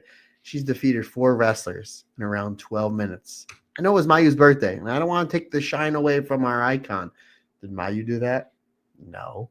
Did Micah do that? No. Like nope. Micah went undefeated in the 5-star Grand Prix. Big whoop. Did you beat 4 people in less than 12 minutes? You know, like Sai Kamatani and Tam Nakano, you know, you guys are drawing over 4,000 people and you're bringing Papa Shango into your feud. Yeah, that's great and all. Did you beat 4 wrestlers in 12.5 minutes? No. You know who did? John Cena? No. You know who did? Fuki and Death. Absolutely. Fuki and Death. Your future high-speed champion. I think she might be the future of Stardom champion, Rob. That's why. True. Yeah. Because she's a space clown and there's different rules. Remember she challenged Mayu for the SWA championship a couple years ago, and they said because she's from outer space, the rules don't apply. Absolutely. Who knows how old she is? She could be 833. She could be 4. Who knows? Space does weird things to age. Bare blessings. But yes, bare blessings. Solid enough match. 3 1/4 stars. Continues as you went to the next graphic. Because now the hilarity is going to turn into some seriousness. Because go ahead, good sir. So I hadn't watched this match when you messaged me, and I was like, oh, okay, I'll check it out.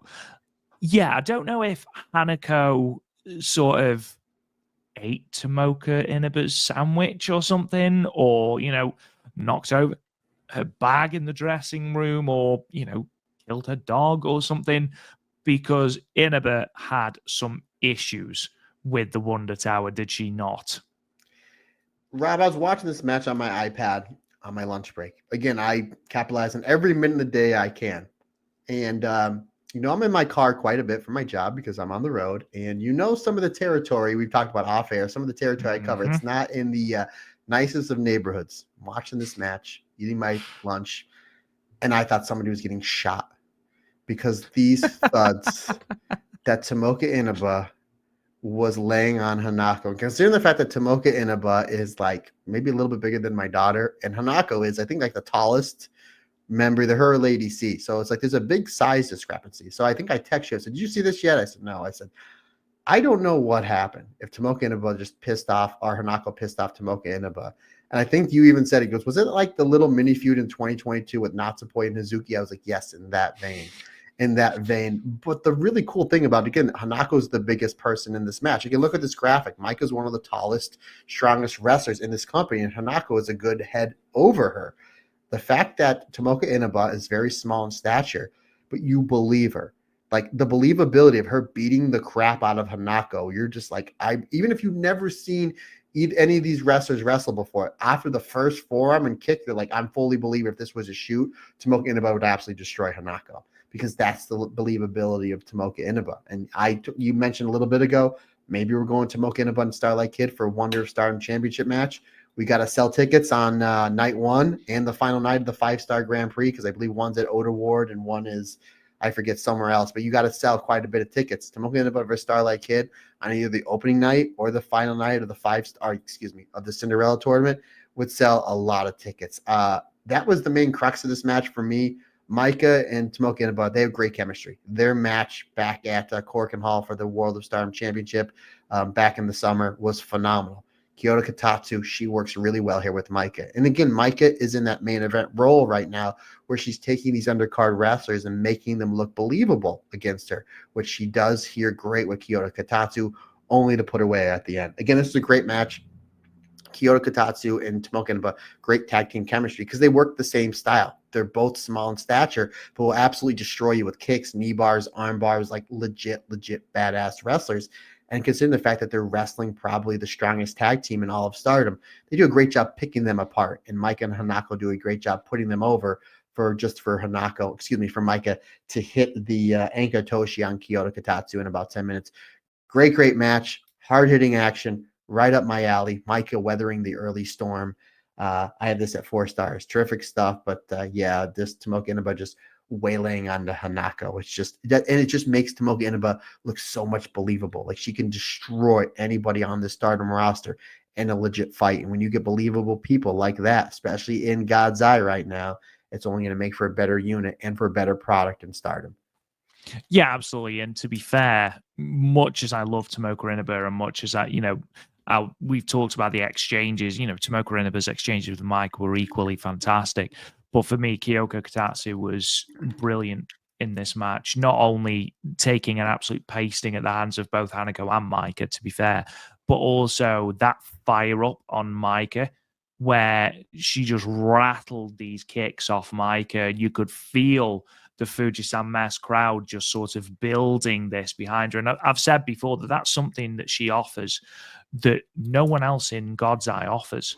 Because, yes, okay, she's slightly smaller than others on the roster. Therefore, she gives that appearance of perhaps being weaker. And then she just fires up with these brutish kicks, these vicious strikes, and you think, oh God, actually, yeah, she could kick your ass quite easily. And yeah, it's something really unique to Kyoko Katatsu that genuinely over these two shows I've found really, really entertaining to watch. So yeah, excellent stuff from her.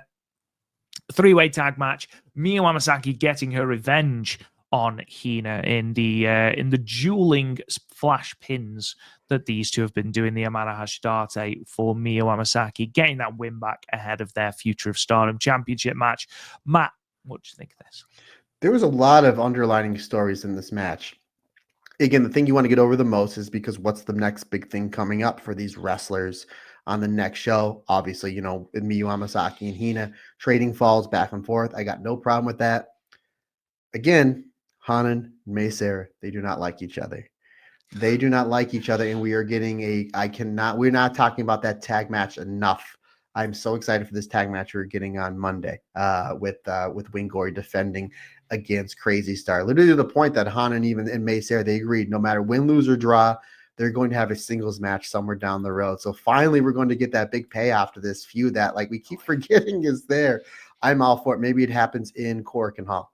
Because I think that'd be a great. Oh no, Maysair is wrestling Fukin Death, so maybe after Fukin Death defeats Maysair in 4 minutes, maybe they do it there.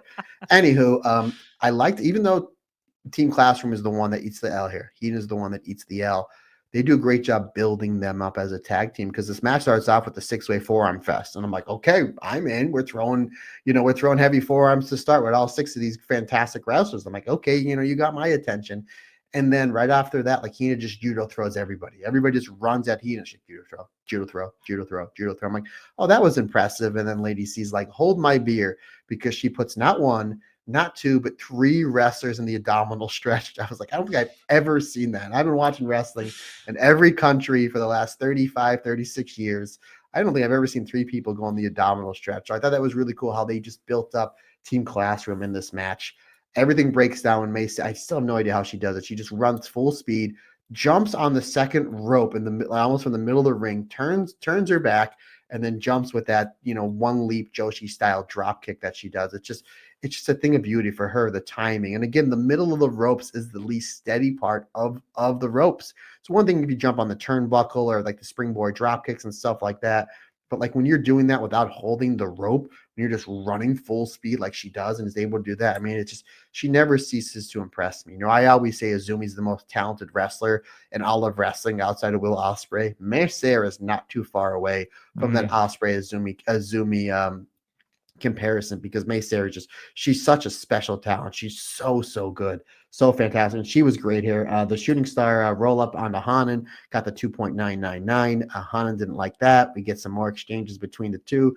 I don't know where we're going, but I know that we're getting a tag match and a singles match, so I'm all for that. Hina and Miyu Amasaki have a big foreign trade-off. We get the Team Classroom 3D to Miyu Amasaki, and I like how it's they hit their big move on the Miyu, and I thought this was going to set up Hina for another win here. Would make sense. You have your challenger defeat the champion 2 times in a row, making her look very imposable, that she can take the championship away. Worked for Suzuki and Saya Kamatani, a month or so ago. Why wouldn't it work here? And I thought they were going. But eventually, though, it is Miyu Amasaki escaping is able to escape the modified jackhammer with the leg capture Okana roll. That's what I'm going to call it because that's what it is. Rob obviously gives a technical term because he is the better of us. Getting great match, great build up. The fact that we're going to get more Hanan versus Mei Sarah, I'm all for 4 stars for me, my friend. And again, even though Team Classroom is a team that lost here, they look the strongest in this match. And again, I can't say enough about great things about Momo Kogo because her spots in this match, even though they were limited, she was terrific. Again, 4 stars. This was a just nonstop action with a lot of really great psychology and different story lines and different storytelling interbleeding in between these 6 fantastic wrestlers. What I love about the feud between Mei Sarah and Hanan is that it's always boiling. Like, they always hate each other. And it's a feud that simultaneously never starts, but also never ends. So I quite like the fact that they've just left that simmering and you sort of forget about it. And then whenever they're stood across the ring from each other, just everything, they both get red mist and just attack each other. It's great. It's really good. So once we do get that feud, it's going to be great. The 6-woman tag between Neo Genesis and Hate, this was the one. So I did really enjoy the Devil Princess, Starlight Kid, and Mei Sarah tag match. And this had some really good moments as well, of course. This was the match that didn't need to go 20 minutes. This was the one where Rena could have got the pinfall over Starlight Kid. Yeah, I mean, again, you could have had Rena pin her on both nights. Obviously we're going to talk about it in a little bit, but I don't think Starlight Kid's dropping this belt to Rena on her V1, even if it's a V2, V3, V4, because I think Starlight Kid is just the person to go to right now for the Wonder Belt. So why not give Rena 2 big wins leading into the match in her hometown, which is probably going to be the main event. Regardless, both the time limit draws were really well.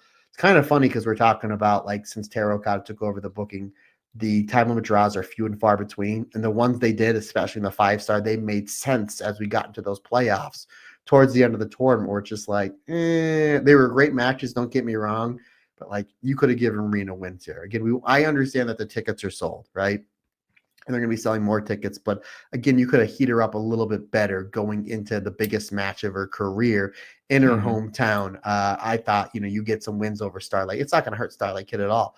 Starlight Kid's fantastic. I mean, you look at the 5-star Grand Prix in 2023, she had great matches, but she lost constantly. It's just like she understands, she knows how to lose. Obviously, the main story here is Rena and Starlight Kid. They start out violent exchanges, turns into a wild brawl. But I want to talk about Konami because obviously when we say Konami lays off the cheating and she has something to sink her teeth into, she's one of the best wrestlers on this stacked roster. She had great sequences, not only with Azumi, but with Suzu Suzuki. Obviously, Again, Azumi is somebody that I talked about when we talked about the show we just did. She can have a great match with anybody. It doesn't matter the style. But Azumi has great underrated chemistry and great matches with Shuri. And obviously Konami works that same style. There was some great stuff that the two of them, the high speed versus the striking. And then we got a little bit of a breakdown with Suzu and Konami. It wasn't much, but I was like, man, I would love to see a singles match between the two of them because we know that Konami and Hate likes to bend and break the rules. Sometimes it's a little tough to do with Suzu Suzuki. Again, see the match with Sai Kamatani and Korakuen Hall, where it's like, okay, you want to play this way?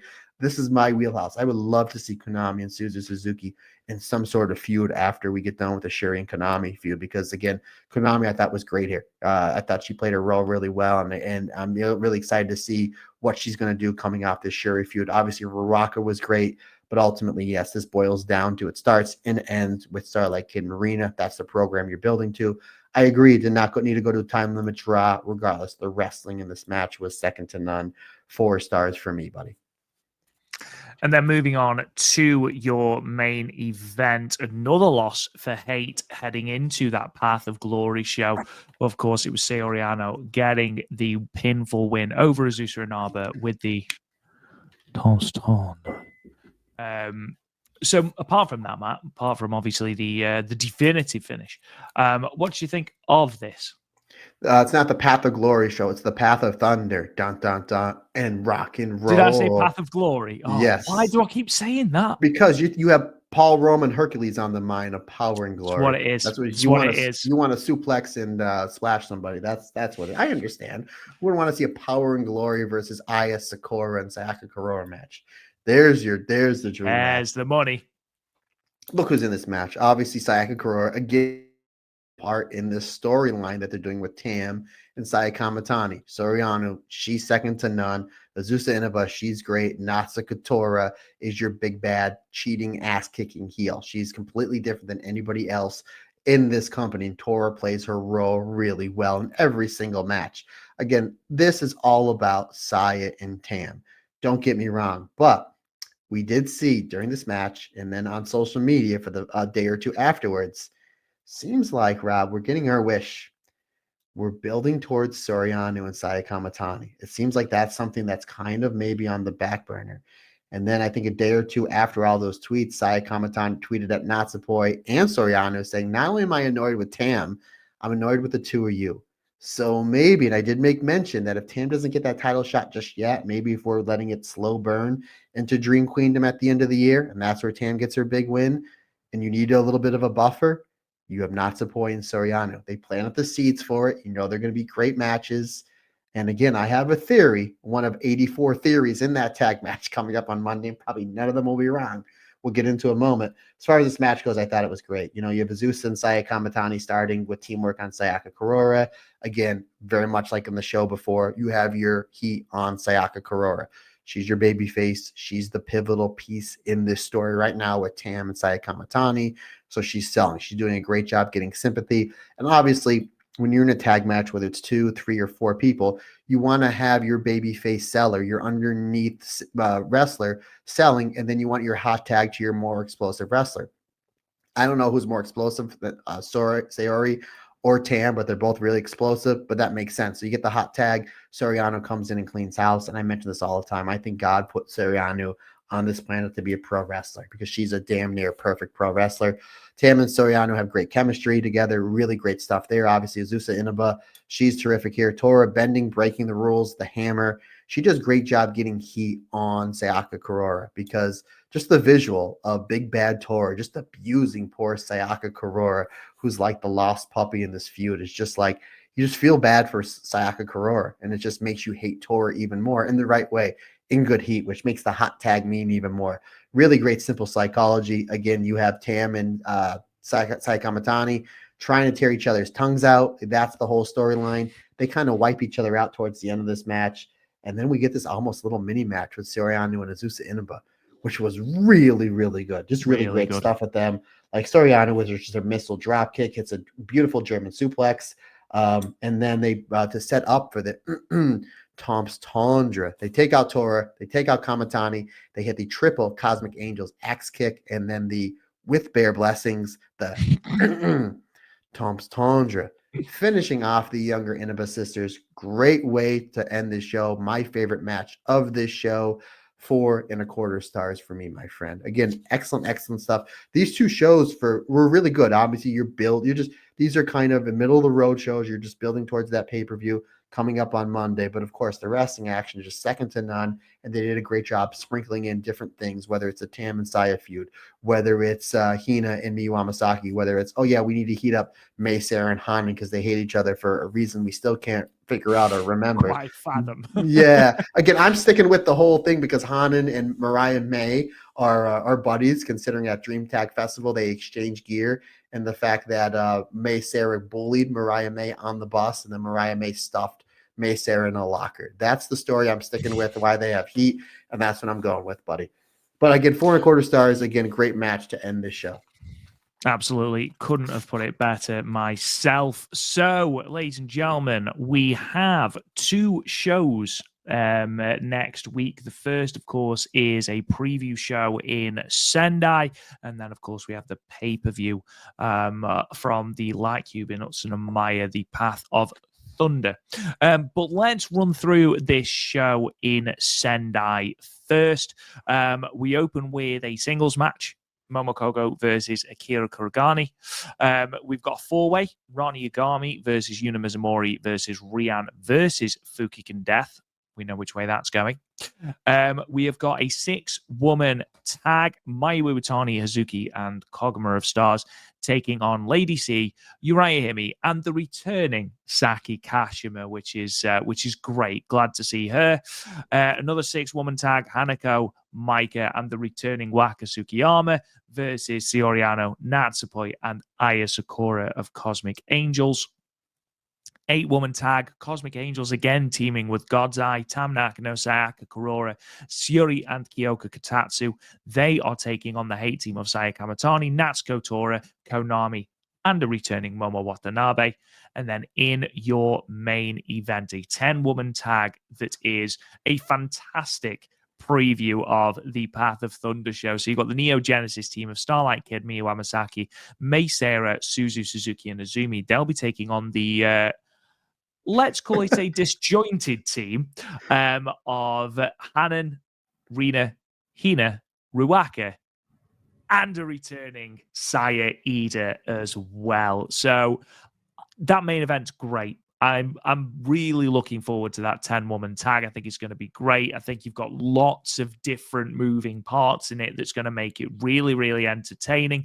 I'm looking forward to the EXV versus Cosmic Angels 6-woman as well. Matt, what are you looking forward to on this Saturday show, 22nd of February? That 8-person hate versus like the combination of Cosmic Angels versus God's Eye should be fun because you have Momo Watanabe in there. You know, we're going to get a little bit with her and Shuri. Obviously, Shuri, yep. Konami, and then Kyoto Kotatsu is on that team, correct?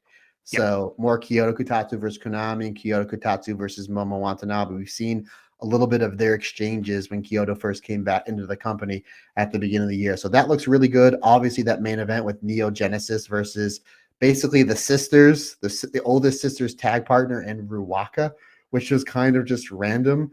And the rest of this card, like if I'm being honest, is kind of just like, okay, those are the 2 matches we want to highlight. And they almost pick stuff out of a hat.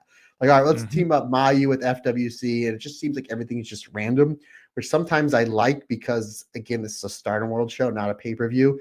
And you're going to just see great wrestling. This is what it comes down to. You have the obviously those last 2 matches are what you're building towards your show coming up in just a few days and what the landscape's going to look like for the future. Or every other match is just like, hey, let's just put on some really good wrestling because that's what Stardom's all about. Again, if you want really good wrestling, Stardom's the best place to go to. So, yeah, I'm really looking forward to the whole show, but just those last 2 matches look like they're going to be a whole bunch of fun. And then obviously the main event is the pay-per-view Path of Thunder 2025, which is going to be taking place 24th of February, which is a Monday in the Utsunomiya Light Cube. The full card has been announced. It is as follows: Mayu Iwatani versus Uriah Hime. Obviously, Uriah Hime is a Toshigi native as well. The God's Eye team of Saki Kashima, Lady C, Tomoka Inaba, and Ron Yagami are going to be taking on the Cosmic Angels team of Natsupoi, Sioriano, Yuna Mizumori, and Aya Sakura. We've got another 4-way: Azumi versus Waka Tsukiyama versus Fukiken Death versus Akira Kuragani. The Stars team of Hazuki, Koguma, and Sairida will be taking on the EXV team of Maika, Hanako, and Rian, and the Hate team of Tekla, Momo Watanabe, and Ruaka. That's Momo Koga, by the way, not Sairida. I don't know why I've said Sairida there. The Hate team of Konami and Azusa Inaba, they're going to be taking on the God's Eye team of Syuri and Kyoka Kotatsu. That's going to be entertaining.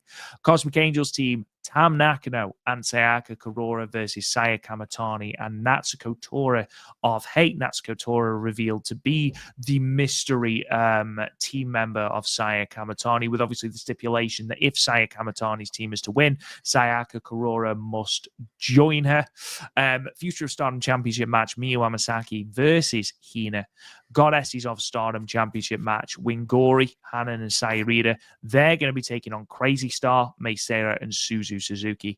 And then in what is currently slated to be your main event, but again, wrestling, subject to change, Wonder of Stardom Championship match, Starlight Kid versus Rina.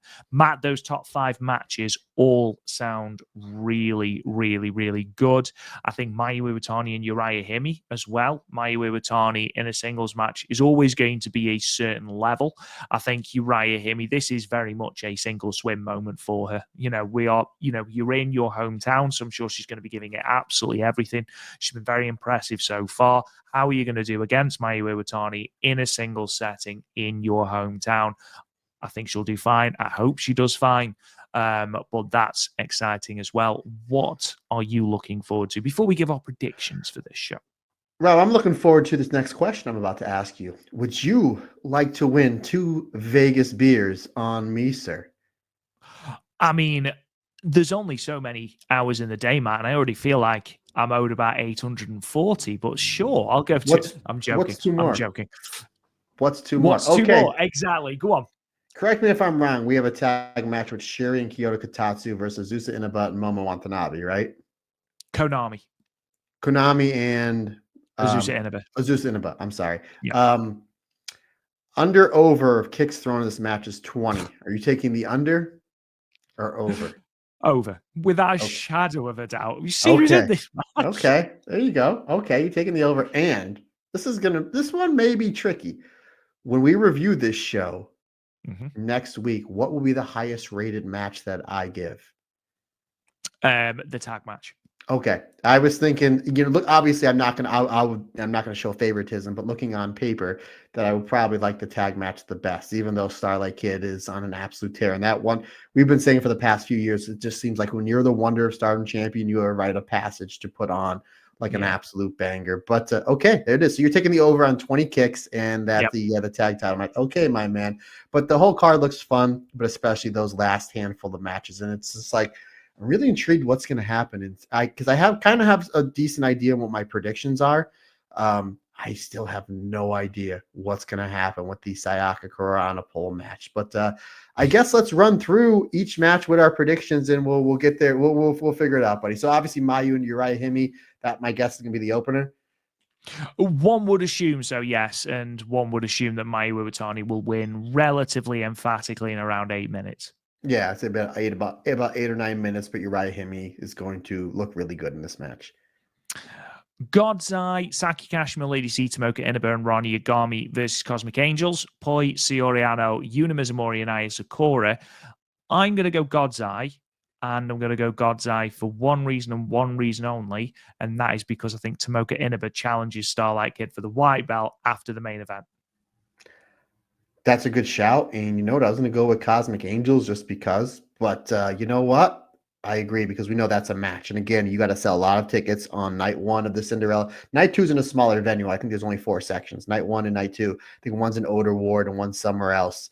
But I think you're going to have a white belt match either on night 1 or the final night, and a red belt match, or both. Who knows? But that's a good shout, buddy. I like that. Yeah, I'm going to say Tomoka Inaba gets the fall here. Good call, sir. Pinning probably Aya Sakura, I would have thought, but I do love Aya Sakura. So, Azumi versus Waka Tsukiyama versus Fukigen Death versus Akira Kuragani. It's a multi-woman match. Queen Clown is in there. There's only one winner, and that is Akira Kuragani. No, it's obviously Fukigen Death. Whoa, look at that. You know what I was just thinking, Rob? We just reviewed these 2 shows, how Fukigen Death had beat 4 people in 2 days. Beat 4, yeah. She has the opportunity to defeat 6 people in 2 days because she's in a 4-way the day before. Never bet against the Clown. I'm going to say the Clown picks up 6 wins this over the course of these 2 shows. So Starlight Kid, who? Exactly.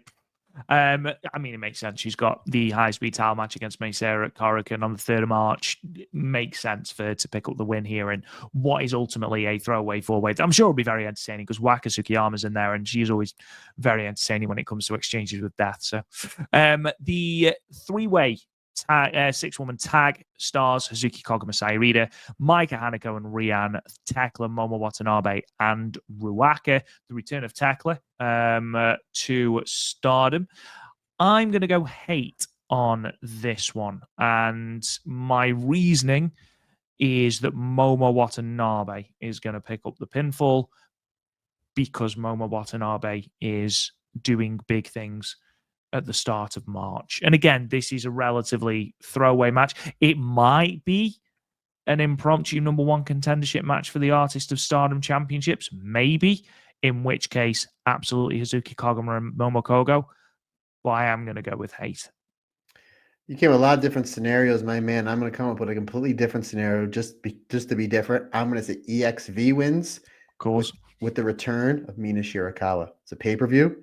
She hasn't been on any of these shows since the injury. Tekla's in this match. I say she returns here and she helps EXV get the win, which probably maybe none of that will happen.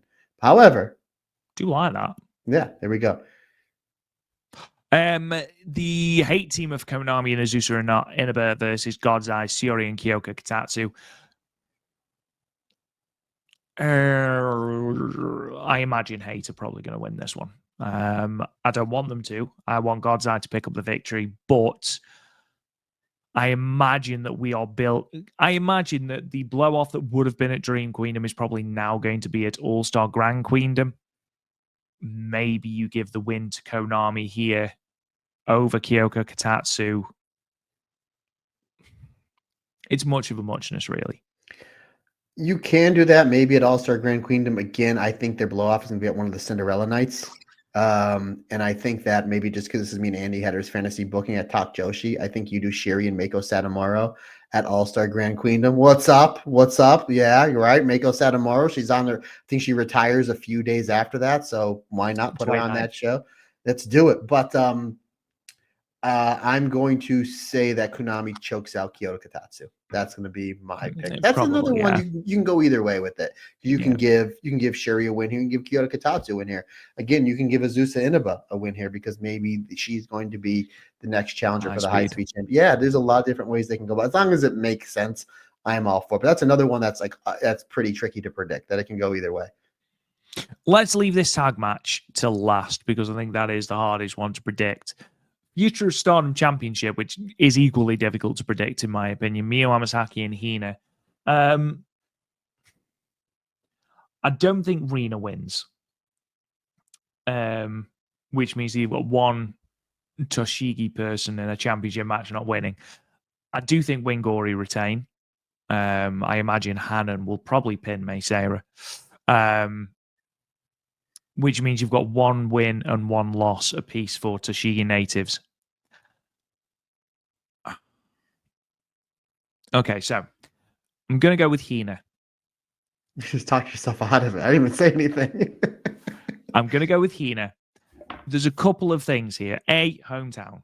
B, this will be her fourth attempt at the belt. She's the only member of that family not to hold a belt. She can't go to Christmas this year having not held the belt. I'm sorry. That's a really awkward dinner conversation between them all.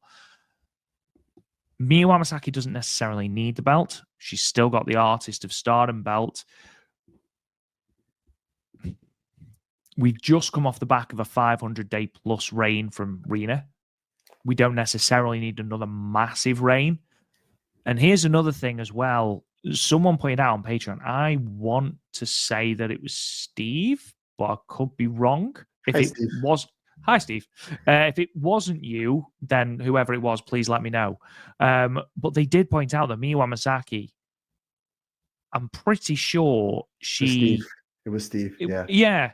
So we've had it before where Mina Shirakawa held the Future of Stardom belt and they had to drop it to Unagi after 2 weeks because she would have outgrown the parameters for the belt. Miyu Amasaki outgrows that in March. So why not have a drop it here to Hina in her hometown to become the third member of her family to hold the belt? So it makes perfect sense.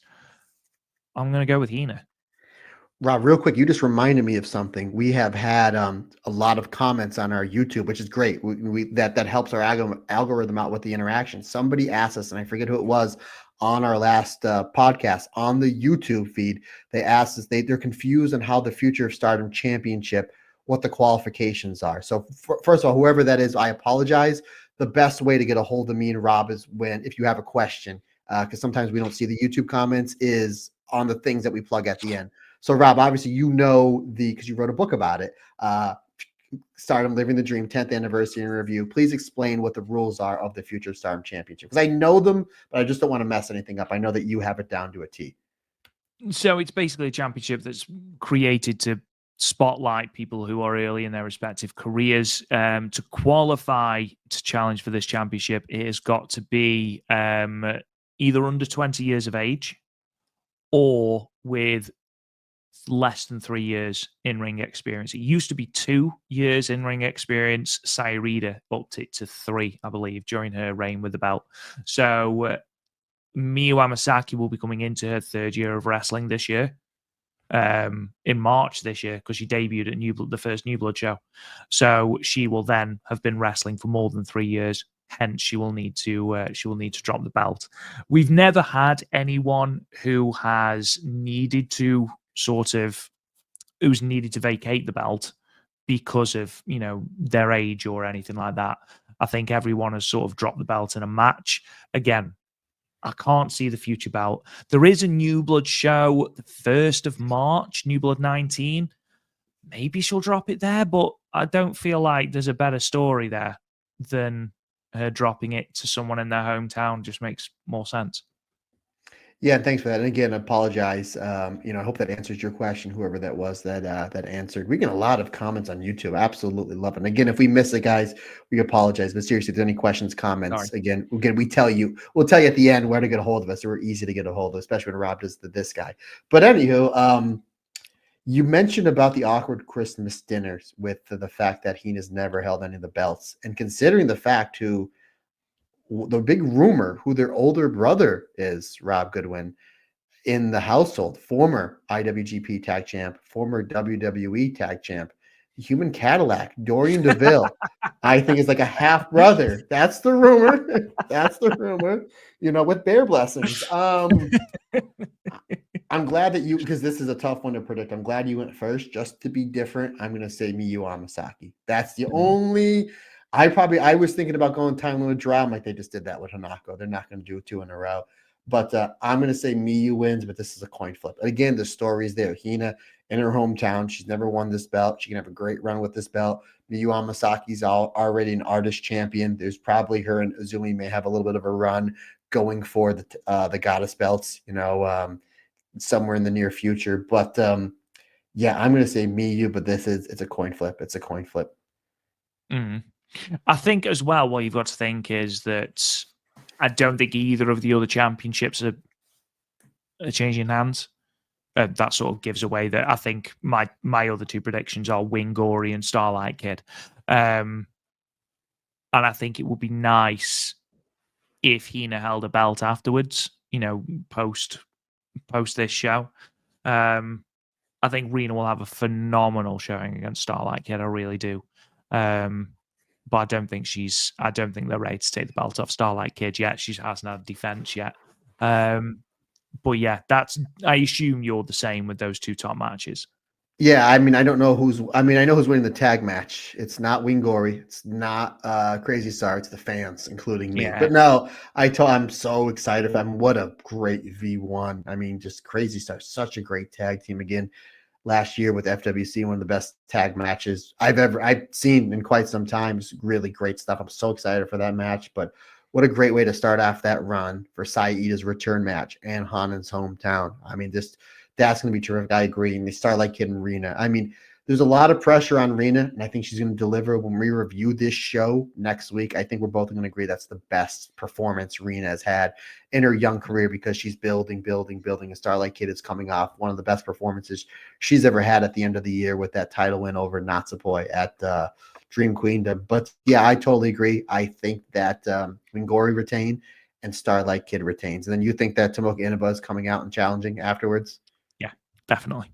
Okay. I think it's going to be I think Tomoka Inaba is the way to go, but I wouldn't be shocked. I know you don't like them running this back that fast.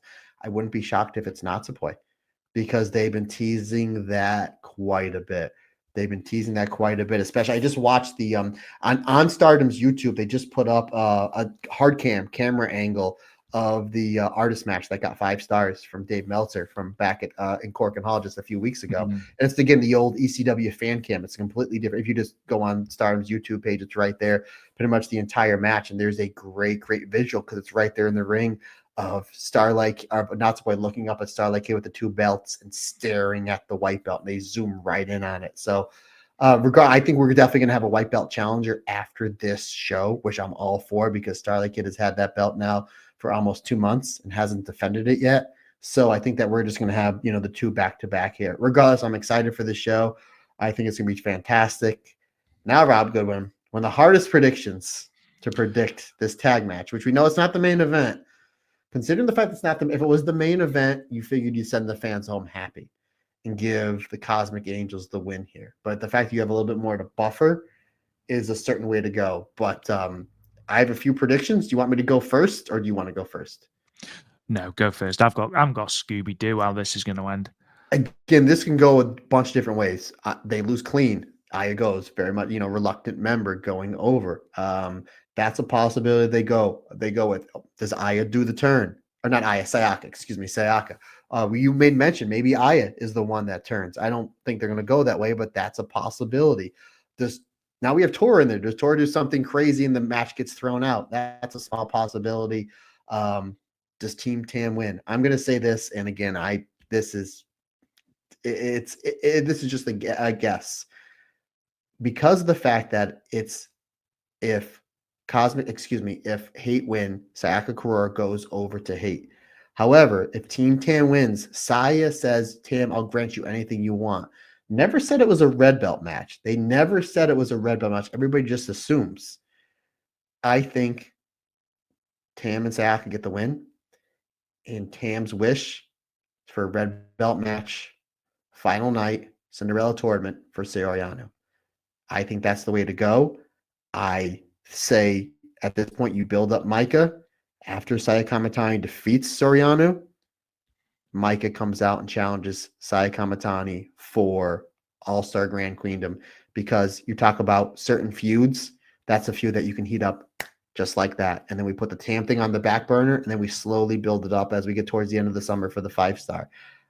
That's one way. There's a bunch of different ways they can go about it because they have a lot of things going on with Saya Kamitani, which when you're a heel champion and you have all these great baby faces chasing you that you have history with, it's only a good thing, and you're only going to be making money. So that's the way I see it. Again, I've been wanting Soriano to get a red belt shot now for 6 or 7 months, pretty much ever since after the 5-star. And I think Saya Kamitani is the perfect opponent for her. I think it's a perfect V2, V3 for Saya Kamitani, and I think this would be a really cool way to go about it and really show the leadership of Tam Nakano to say, you know what, maybe it's not always about me. Maybe it's not always about me. Maybe it is about the people that have had my back. Because if you remember, how did Tam get that belt back at 5-star Grand Prix finals? Remember, Soriano was doing commentary all the way up in the catacombs, and here comes the Hate feud, and then Soriano runs all the way down from level 10 and is able to help Natsupoi and Yuna Mizumori fend everybody off and help Tam. She gets there first, which is worrying. And really cool. And she didn't even use the Shawn Michaels WrestleMania 12 zip line. You know what I mean? That would be one thing. And it was there as well. Like, come on. Degree of difficulty.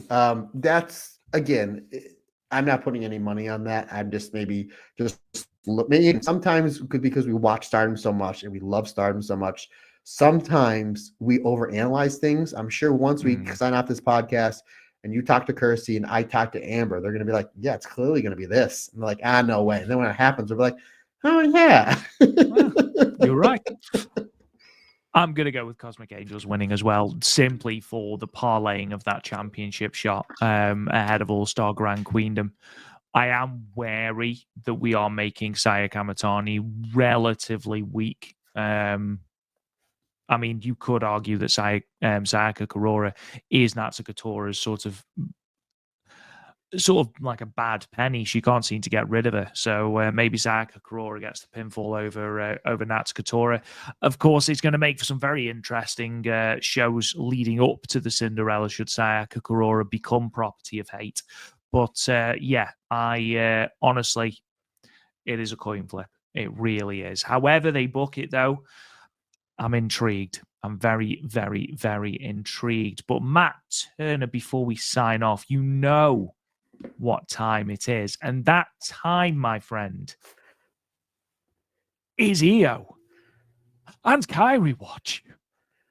And we're doing just EO Watch, just behind the scenes, because all that happened on Monday Night Raw was they just played a vignette of basically EO saying, I'm Io Shirai, I'm awesome, I'm Matt Turner's favorite female wrestler of all time.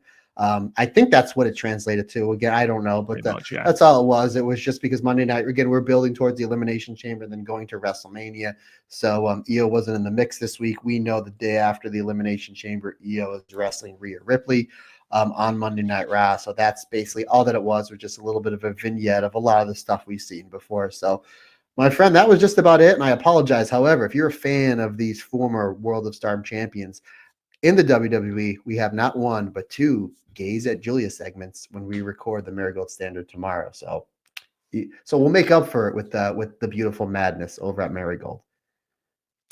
Anyway, ladies and gentlemen, that does bring to an end this episode of the Stardom Cast. Thank you guys so much for listening or watching, whatever it is that you are doing. We appreciate every single one of you and all of the support that you give us. Don't forget, you can subscribe to the podcast wherever you get your podcasts. We are literally everywhere. If you can leave us a 5-star review and a comment, it really does help us out, helps us be exposed to even more people in the world of Joshi. Don't forget patreon.com/the Stardom Cast if you like all of your episodes early and ad-free, where you can get them for as little as $1 a month. Don't forget, you can buy individual episodes if you so wish for $3 on patreon.com/the Stardom Cast. Don't forget to check out talkjoshi.com for all of our shows, reviews, previews, stats, championship histories, all of that good stuff. That is all over there, talkjoshi.com. You can find us on social media at the Stardom Cast. You can find me at Real Rob Goodwin on Twitter. Most importantly, before I throw to Matt Turner, bear blessings be upon you all. Matt Turner, sign us off. And also with you, folks, questions, comments, suggestions. If you need anything, me, Matt Turner, OF, on the Instagram, on the Twitter, and the Blue Sky. If you want to shoot me an email, that's perfectly fine as well. Just make sure that in the subject title, so I know it is you put bear blessings in there, because we get a lot of spam email. We just need to know. Folks, the email address simply is, the Stardomcast 22@gmail.com, folks. That's going to wrap it up for another fun-filled episode of the Stardom Cast. We greatly appreciate your support. Can't do without you. It's like I always say, it's just not my podcast. It's our podcast. Because when all together, everybody's different. Everybody's special.